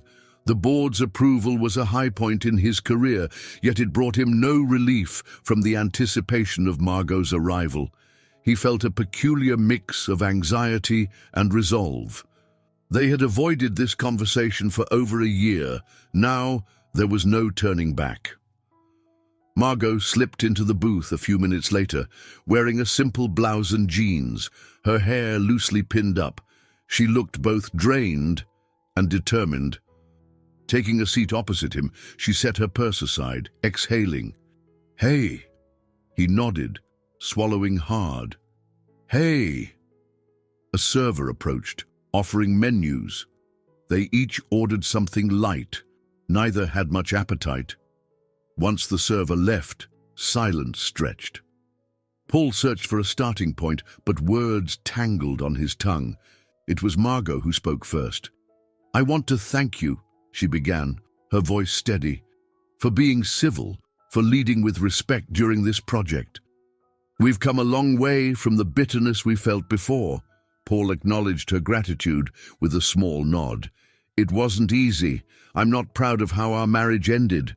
I threw myself into work, neglected everything else." She studied her hands, folded neatly on the table, "and I let resentment pile up until I couldn't bear it. I know I left abruptly. In my mind it was the only option, but maybe if I'd stayed and fought harder." He cut in, gently. "Margot, the blame isn't all yours. We both contributed to that breakdown. When you walked out, it forced me to take stock of my life. I realized how blind I'd been to your needs." A flicker of pain crossed her features. "We were too young, too driven. Maybe we forgot to nurture our relationship. And then it was too late." Paul's throat tightened.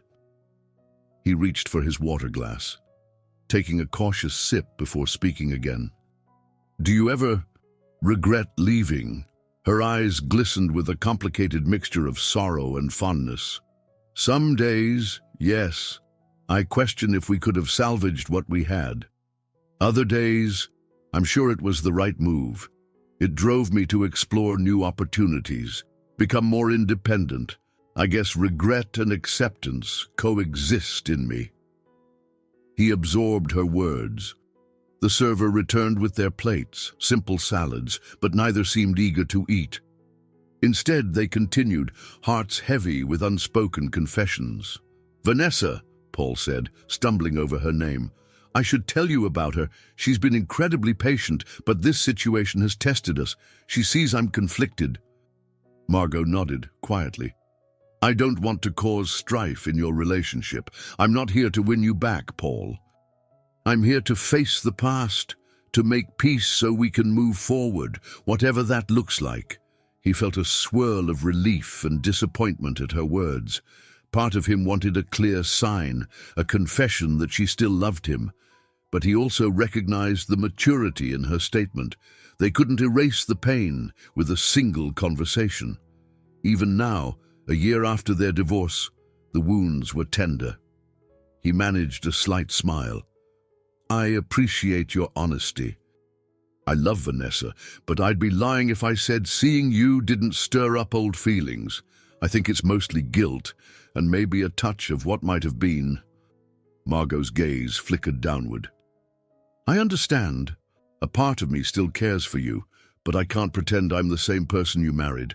This project showed me how we can collaborate, respect each other. I needed that closure." Paul swallowed the knot in his throat. Closure. That's exactly what I've been missing. For a moment, neither spoke. The hush felt oddly comforting, like a space they both needed to breathe in truth. Finally, they picked at their food, letting the conversation settle. Outside, night had fully descended, the restaurant's small windows revealing a stretch of lamplights. Margot cleared her throat. "So, where does this leave us?" He sighed. "I'm not entirely sure. But I'd like to keep things honest. No illusions about romantic reconciliation if that's not where we're headed. No hidden resentments. Just two people who once shared something important, now choosing a healthier path forward." She reached out tentatively, placing a hand over his for the briefest moment. Agreed. In that quiet booth, Paul sensed a profound shift, a turning point in how he viewed Margot, himself, and the relationship they once had. He felt lighter, though a twinge of sadness still clung to him. They had uncovered the emotional truths that lay buried, unveiling how much they had each grown. It was an inward transformation. He recognized he could value his past with Margot without discarding the future he was building with Vanessa. The weekend brought a lull to the frantic pace at Hawthorne Pierce. With the board's approval secured, the team could focus on perfecting the final launch materials rather than defending their concept. Posters, social media posts, and behind-the-scenes teasers were queued up, awaiting the big reveal scheduled for early next week. Paul spent Saturday morning at his apartment, reviewing the latest cut of the main video. He had a rare moment of calm to absorb how far they'd come. From the near chaos of rumors and missed opportunities, they now had a cohesive product that felt distinctly theirs. Every shot of Elizabeth Rowe, every snippet of client interviews, it all told a story of growth and authenticity. His phone buzzed. It was Nathan. "Mind if I swing by?" Nathan asked, voice cheerful. "I got some notes from Sarah. Plus, I thought you might need a break." Paul agreed. Within half an hour, Nathan knocked at the door, balancing a box of donuts in one hand and a stack of papers in the other. He stepped inside, surveying Paul's tidy living area. "Someone's been cleaning." Nathan grinned. Paul shrugged. "Needed the distraction. This place was a mess after all those late nights." They settled around the small dining table, flipping through Sarah's notes. Paul poured 2 cups of coffee while Nathan helped himself to a donut, powdered sugar dusting the corners of his mouth. Nathan glanced up. "So, rumor has it you and Margot had some sort of sit-down. Everything okay?" Paul paused, considering how much to reveal. "We finally talked about the past, really talked. It was freeing. I think we're in a better place now." Nathan nodded. "Good. The tension was practically radiating off you two. Might be easier to finish this campaign strong without all that baggage." Paul sipped his coffee, gratitude blooming in his chest. He had a friend who genuinely cared about his well-being, not just deadlines and performance metrics. "Thanks for sticking by me, man. This campaign's tested every ounce of patience I have." They spent the next hour making small tweaks to the promotional schedule. As they neared the end, Nathan closed his notebook. "We're basically set. Monday morning, we send everything to PR. By Wednesday, the campaign should be live." Paul felt a flutter of anticipation. Hard to believe we're at the finish line. Remember how bleak it seemed when Delmont and Creed first launched their version? Nathan laughed. "Yeah, and look at us now. I'd say we did all right." Before leaving, Nathan shot Paul a thoughtful look. "How's Vanessa handling all this? I remember she was pretty anxious about your dealings with Margot." Paul's face grew somber. "She's been patient, but it took a toll. I've been so consumed with work. Last night, I tried to assure her that Margot and I aren't rekindling anything. Still, I need to show Vanessa she's important to me." Nathan patted his shoulder sympathetically. "Well, with the campaign wrapping up, you can focus on that. Don't wait too long, or resentment can build. Trust me." Once Nathan left, Paul lingered in the hush of his apartment. He realized that, in preparing for the campaign's launch, he also needed to prepare for how his personal life would look when the dust settled.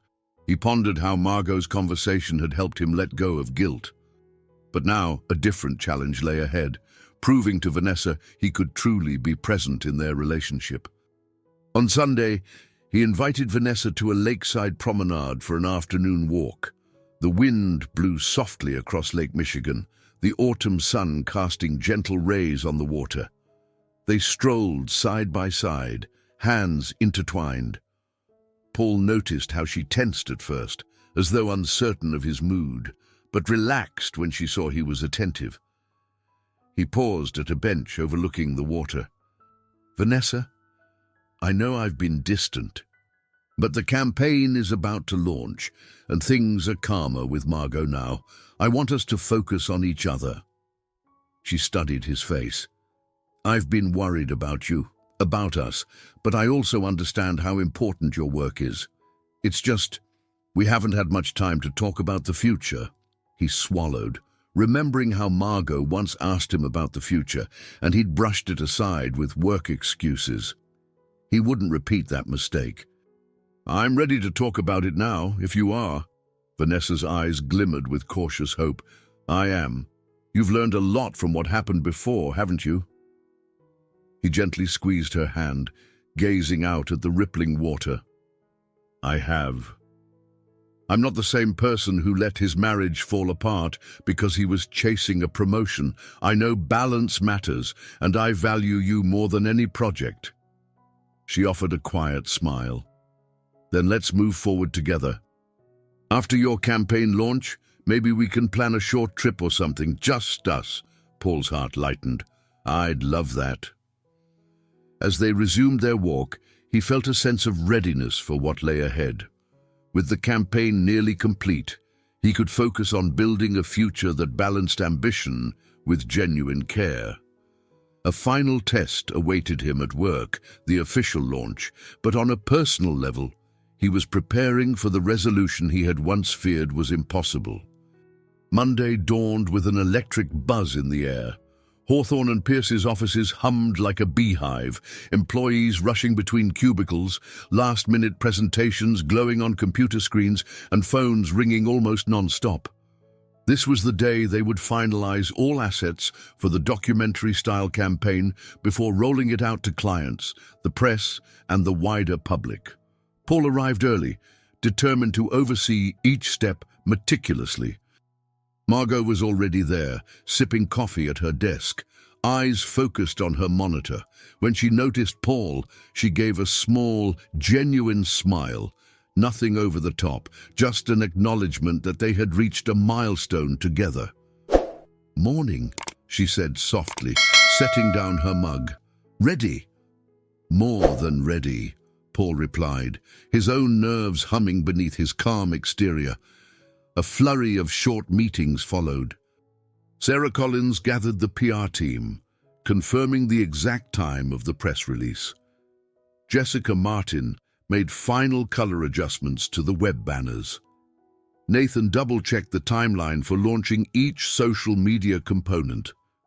By mid-morning, everything lined up. The next hurdle appeared around noon, when Andrew Caldwell summoned Paul and Margot to his office. He motioned for them to sit, then tapped a few keys on his laptop. "We're about to go live.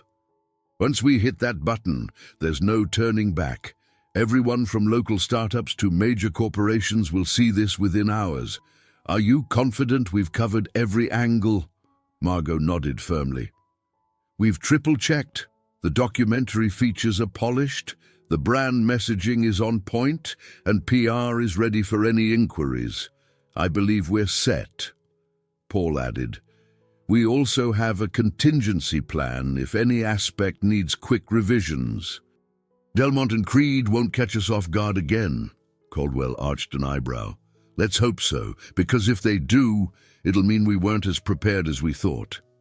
Paul and Margot exchanged a look, determined not to let their hard work falter at this final stage. Caldwell turned back to the screen, clicked a confirmation, and declared, "It's live." With those words, an invisible wave of anticipation washed over the entire company. Every department halted momentarily, checking online feeds, reloading brand pages, confirming the newly launched content. Emails and social media posts began circulating among high-profile clients and potential new customers. Within an hour, reactions trickled in. Paul watched from a central monitoring dashboard as the campaign's official video spread across platforms. Positive comments popped up. People lauding the authenticity, praising Elizabeth Rowe's story, and remarking on how fresh and heartfelt the approach seemed, compared to Delmont and Creed's more generic ads. Sarah bustled in with a broad grin. "We've got local business blogs requesting interviews already. The mood on social media is great. Nothing but positive feedback so far." Nathan joined them, checking real-time analytics. Engagement metrics are climbing fast. "We're outperforming the competitors' numbers from their first-day launch." Paul caught Margot's eye. She had a glimmer of triumph there, tempered by fatigue. This felt like the apex of everything they had poured their souls into for weeks. Then, like a final test of fate, Delmont and Creed unveiled another last-minute update to their campaign. Within minutes, employees noted the competitor had released new videos featuring a prominent influencer. A hush fell over the watchers at Hawthorne Pierce. A low sense of dread flickered. Could this overshadow their victory? Paul's jaw tensed. Margot stepped closer to the screen, scanning Delmont and Creed's content. The influencer spoke in polished marketing language, praising their platform. Yet, it lacked the genuine behind-the-scenes feel that Hawthorne and Pierce had championed. Margot turned to Paul. "They're slick, but I don't think this touches our emotional core." He nodded, recalculating. "We still have the stronger human angle. Let's keep an eye on responses." The tension lingered for another hour, but slowly, data confirmed that Hawthorne and Pierce's new campaign held firm in the face of Delmont and Creed's attempts to steal the spotlight. Online forums praised the sincerity of Margot's creative vision and the thoroughness of Paul's marketing strategy. Soon enough, the company's internal communication channels lit up with celebratory messages. Employees congratulated one another, relieved they weren't succumbing to last-second sabotage. As the day wound down, Caldwell convened a brief gathering in the large conference room. Team members packed in, some perched on tables and windowsills. The air crackled with excitement. "Well done," Caldwell stated, raising a glass of sparkling cider someone had thoughtfully provided. "We faced adversity, and we've come out stronger. I'm proud of this team." Cheers and applause broke out. A tide of relief and pride washed through the crowd. Paul stood next to Margot, sharing in a private moment of satisfaction. Their gazes met, and he recognized that, yes, they had surmounted the seemingly impossible together. For all the bitterness in their history, they had proven they could work side by side to deliver a victory for Hawthorne and Pierce. After the applause died down, small pockets of colleagues formed, exchanging high fives, laughter, and stories about the wild journey behind them. Margot excused herself to chat with Jessica and Sarah about next steps.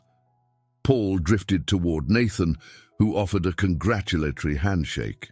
"You did it, man," Nathan said, voice steady. "You and Margot both. And now maybe you can take a breather." Paul's shoulders sagged in relief. "That's the plan," he replied. "Vanessa and I need a real vacation. You should take some time off too," Nathan chuckled. "We'll see how Caldwell feels about that." As the impromptu celebration continued, Paul felt a swirl of emotions. Triumph at overcoming the rival campaign, gratitude for the team's unity, and a surprising sense of closure about his own past. He looked across the room to find Margot speaking animatedly with co-workers, a sign of fresh beginnings for her too. Their final showdown had been fought, calmly, professionally, and with a quiet grace he never imagined possible. Though the tension of the last few weeks still lingered in the undercurrent, the overriding sentiment was clear. They had won not only a corporate battle, but also a personal one, laying the foundation for whatever came next in their intertwined stories. Paul left Hawthorne Pierce late on a Thursday evening, his mind still buzzing from the triumph of the campaign's launch. The city lights of Chicago glimmered through his windshield, tiny orbs against the inky sky. Despite the tiredness clinging to every part of his body, he found himself oddly restless. The next morning, he decided to take a personal day, an impulse that surprised even him. He sent a quick email to Andrew Caldwell and the rest of the team, explaining he needed to handle some personal matters now that the heavy lifting for the campaign was done. It felt strange to momentarily step back after so many sleepless nights of work, but relief coursed through him as soon as he hit send. His first stop was the suburban home of his mother, Helen Winters. She was 70, an active retiree who spent her days gardening and volunteering at a local animal shelter. When Paul arrived, Helen greeted him at the door, surprise flickering across her features. "Well, this is unexpected," she said, ushering him inside.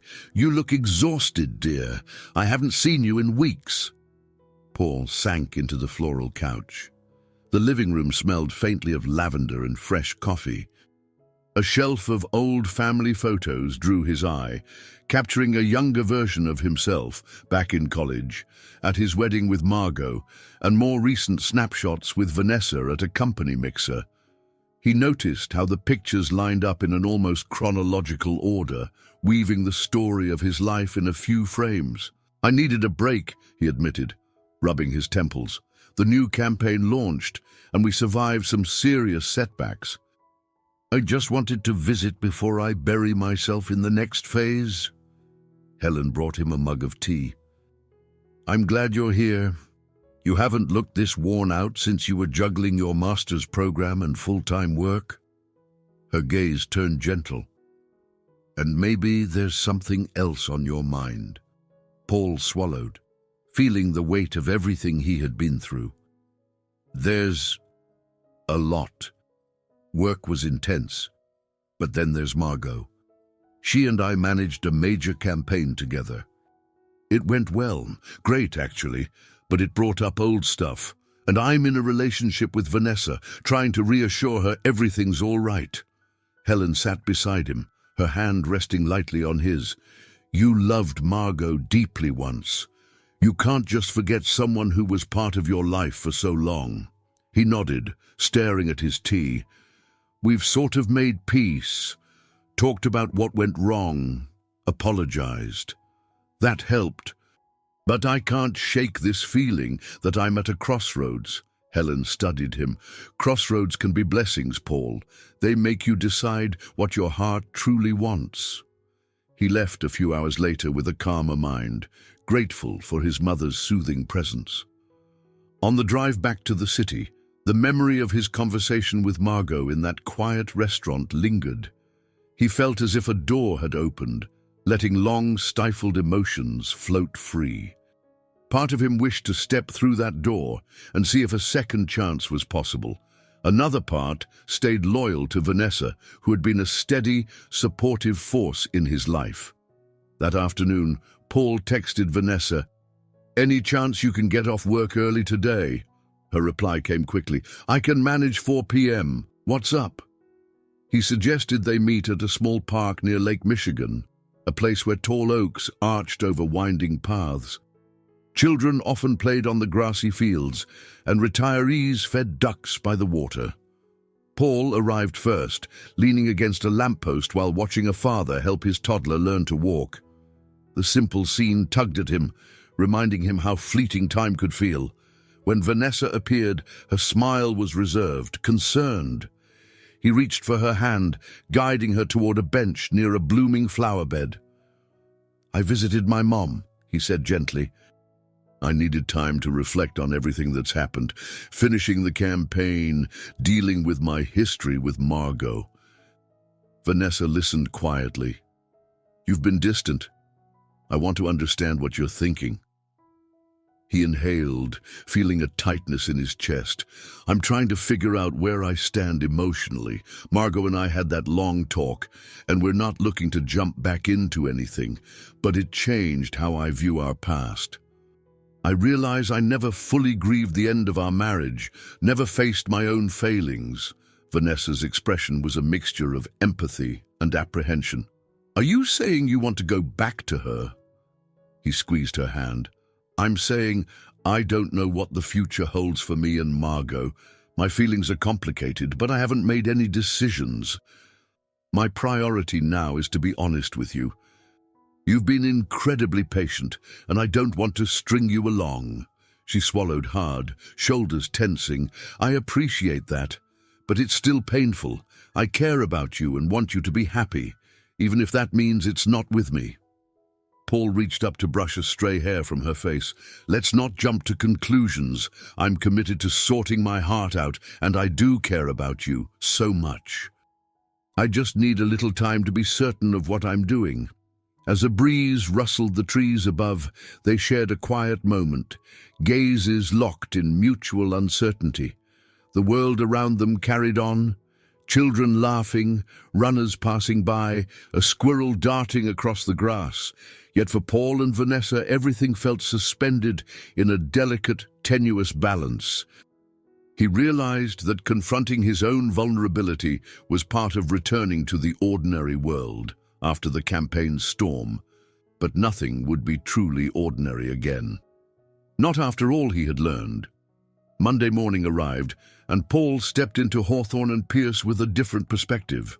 The campaign was live, feedback continued rolling in, and the company hummed with post-launch momentum. Yet what struck him was how the corridors seemed a little brighter, colleagues friendlier.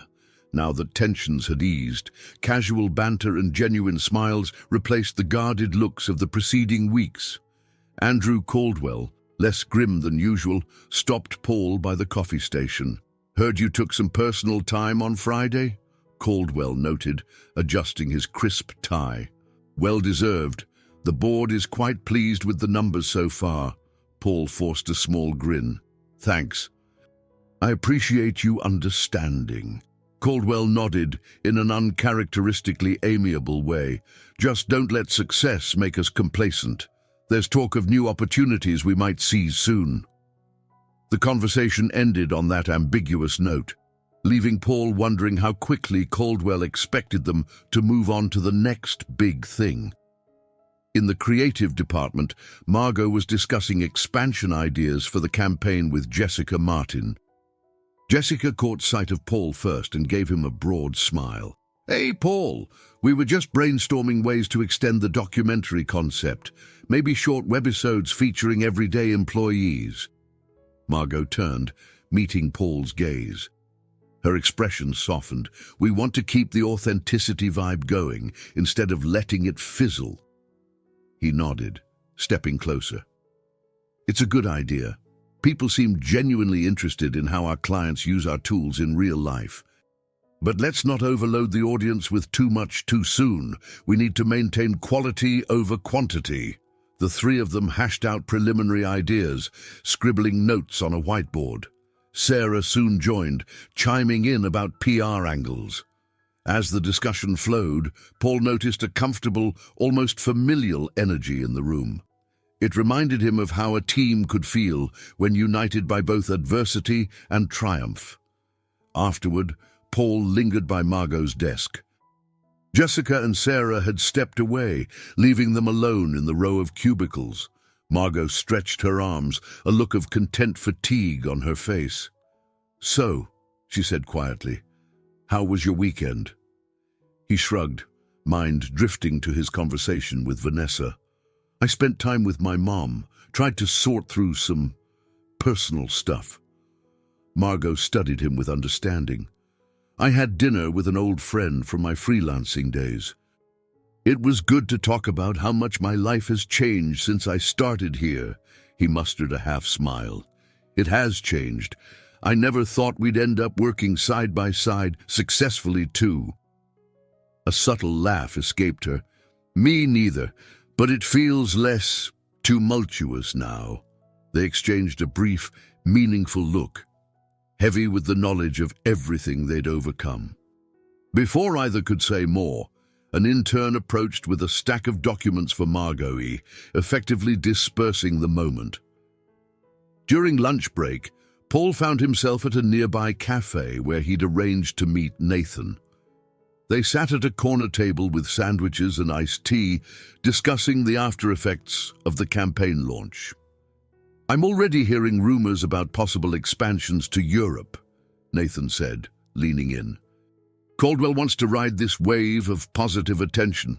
Paul set down his sandwich, eyebrows arched. That'd be huge, but it means more travel, more hours. Nathan laughed wryly. Sure does. You up for it? Paul thought about it, an unusual hesitance knotting in his gut. I might be, but I also promised Vanessa and myself that I'd aim for balance. Nathan nodded thoughtfully. It's easy to get swept up again. Don't lose sight of your personal life, especially after everything with Margot. Paul appreciated the advice. I won't. I'm learning. When he returned to the office, he bumped into Vanessa in the lobby. Her accounting firm had offices in the same building, though on a different floor. She carried a stack of folders, looking tired but smiled politely at him. Hey, she greeted, shifting the folders to her other arm.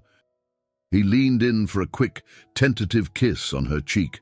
Didn't expect to see you here. A busy day? She nodded.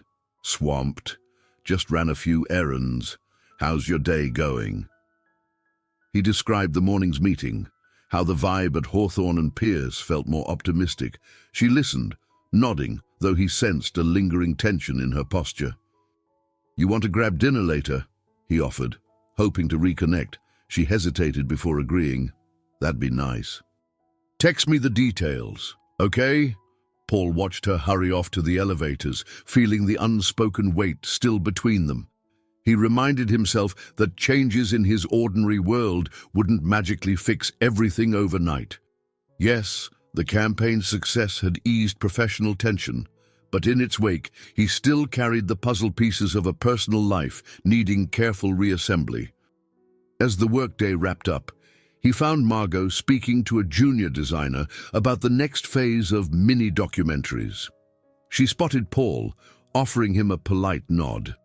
There was warmth there, but also caution, as though both recognized that returning to life as it once was simply wasn't possible. Their world had changed, both as professionals and as people who had confronted their past regrets. Now, each step required a delicate dance between old feelings and newfound clarity. Hawthorne Pierce organized a small celebratory mixer for the creative and marketing teams 1 week after the official launch. A hush of excitement and light-hearted chatter filled the newly renovated lounge on the building's top floor. Festooned with minimalist decor and a stunning skyline view, the space provided a perfect backdrop for a more relaxed gathering. Paul arrived to find colleagues perched on stylish stools and modern couches, sipping drinks while gazing through the floor-to-ceiling windows. He spotted Jessica engaged in a lively conversation with a designer from another department, and Sarah laughing with a group near the makeshift bar. Margot stood at the window, arms folded, taking in the city lights. Before he could greet her, a new intern named Shelby approached him. Shelby was in her 20s, bright-eyed, wearing an earnest smile. "Paul," she said, fiddling nervously with the hem of her blouse, "could I ask you something? I'm about to pitch my first set of ideas to Margot's team, but I'm terrified I'll mess up." He offered a reassuring chuckle. "Take a breath, Shelby. You've been helping with the post-launch analytics, right?" She nodded vigorously. "Yes, but I've never presented in front of higher-ups before."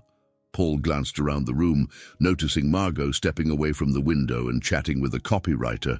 Margot might be the creative director, but she's approachable. Give her your best work. She appreciates sincerity and clear thinking. Shelby exhaled, looking somewhat relieved. "You make it sound easy." He leaned in conspiratorially. "It's not always easy, but fear is normal. I've learned you can either let it hold you back or use it to stay sharp. Preparation helps. Confidence grows with time." Shelby thanked him, retreating to a corner where she could rehearse her pitch in her head. Paul felt a surge of empathy. He remembered a time when he was that young and eager, just starting out. But the lessons he'd gathered since then were far more personal. the price of overworking, the importance of genuine communication, and the sting of letting relationships crumble under the weight of ambition. Nearby, Margot caught his eye and gave a subtle wave. He walked over, noting how she seemed at ease in her role, respected, confident, but no longer distant. "Quite a view," she remarked, glancing at the shimmering lake and skyline below. He nodded. "It's nice to celebrate up here after everything." A brief silence fell. Then she cleared her throat. "How are you doing, really?" He considered her question. "I'm in flux, but a good kind, I think. I've been trying to be honest with Vanessa about how I feel. She deserves clarity." Margot looked out the window, nodding thoughtfully. "And you?" she asked. "Are you finding clarity for yourself?" He let out a soft sigh. "I'm working on it. I spoke to my mom, spent time reflecting on us, on what happened. I'm seeing how important it is to learn from those mistakes." She set her drink on a nearby table, turning to face him fully. "You know, I used to blame you for everything. Then I blamed myself. Now I see we both contributed. We both had our flaws and overlooked the signs." He swallowed the lump forming in his throat. "I wish I'd realized that sooner. But maybe we needed the distance to see it." Across the room, Sarah raised her glass, drawing the crowd's attention. She proposed a toast to the creative and marketing teams for pulling off what many had deemed impossible. Glasses clinked, cheers erupted, and the group drank to shared success.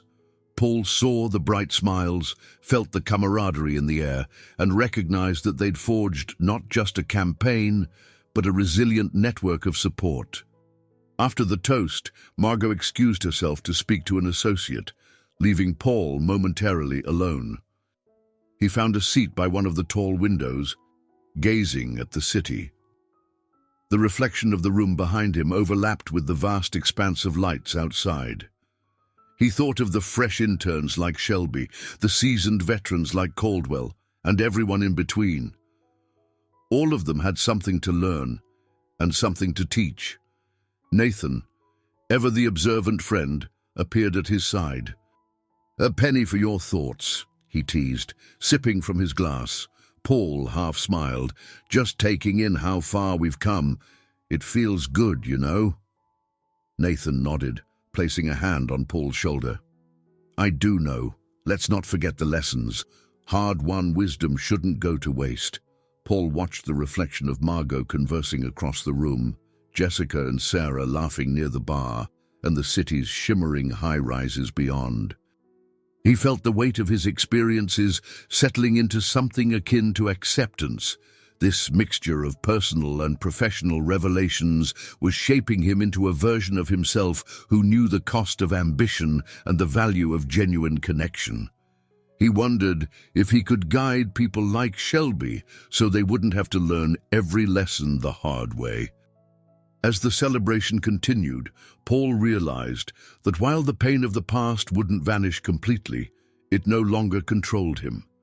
He sensed a quiet readiness, a willingness to move forward, carrying the insights he had gained and preparing to share them with anyone who might benefit. Several days later, as the buzz from the campaign's success began to settle, Paul stood outside Hawthorne Pierce in the early evening chill. He had wrapped up an intensive follow-up meeting with Caldwell and a few department leads about the campaign's next phase. Most employees had already gone home, leaving only a few lights glowing through the glass facade. He checked his phone and saw a message from Vanessa. "We need to talk at your place tonight." A tension coiled in his stomach. Her words, though polite, carried a finality he couldn't ignore. He texted back, "Yes, of course. I'll be there soon."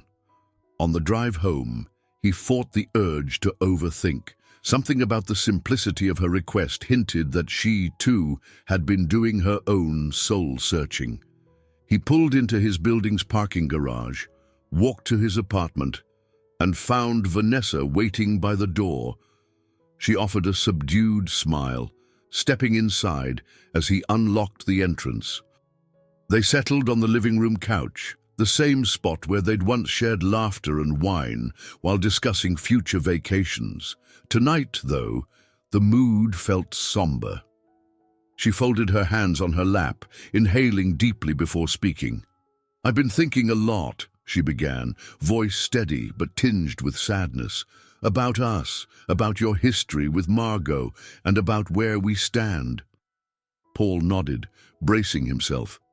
"I understand. I want you to know I'm not stringing you along. I just needed time to figure out my own heart." She raised her gaze, eyes misty. "I know, but I also see how conflicted you've been. You care about me, but there's a part of you that never really stopped loving Margot, or at least never fully let go." His chest tightened. "I'm not sure it's love in the same sense anymore," he whispered. "We've changed, but she was, still is, a big part of my life." "It's been confusing." Vanessa's lips trembled. "I love you enough to let you go if that's what you need." She paused, collecting her thoughts. "But I also can't stand in the way of whatever you two might rediscover. It's killing me to see you torn." Silence wrapped around them, dense and suffocating. He felt tears prick at the corners of his eyes, hating that he'd brought them both to this precipice. Vanessa had been supportive, loyal, and nurturing.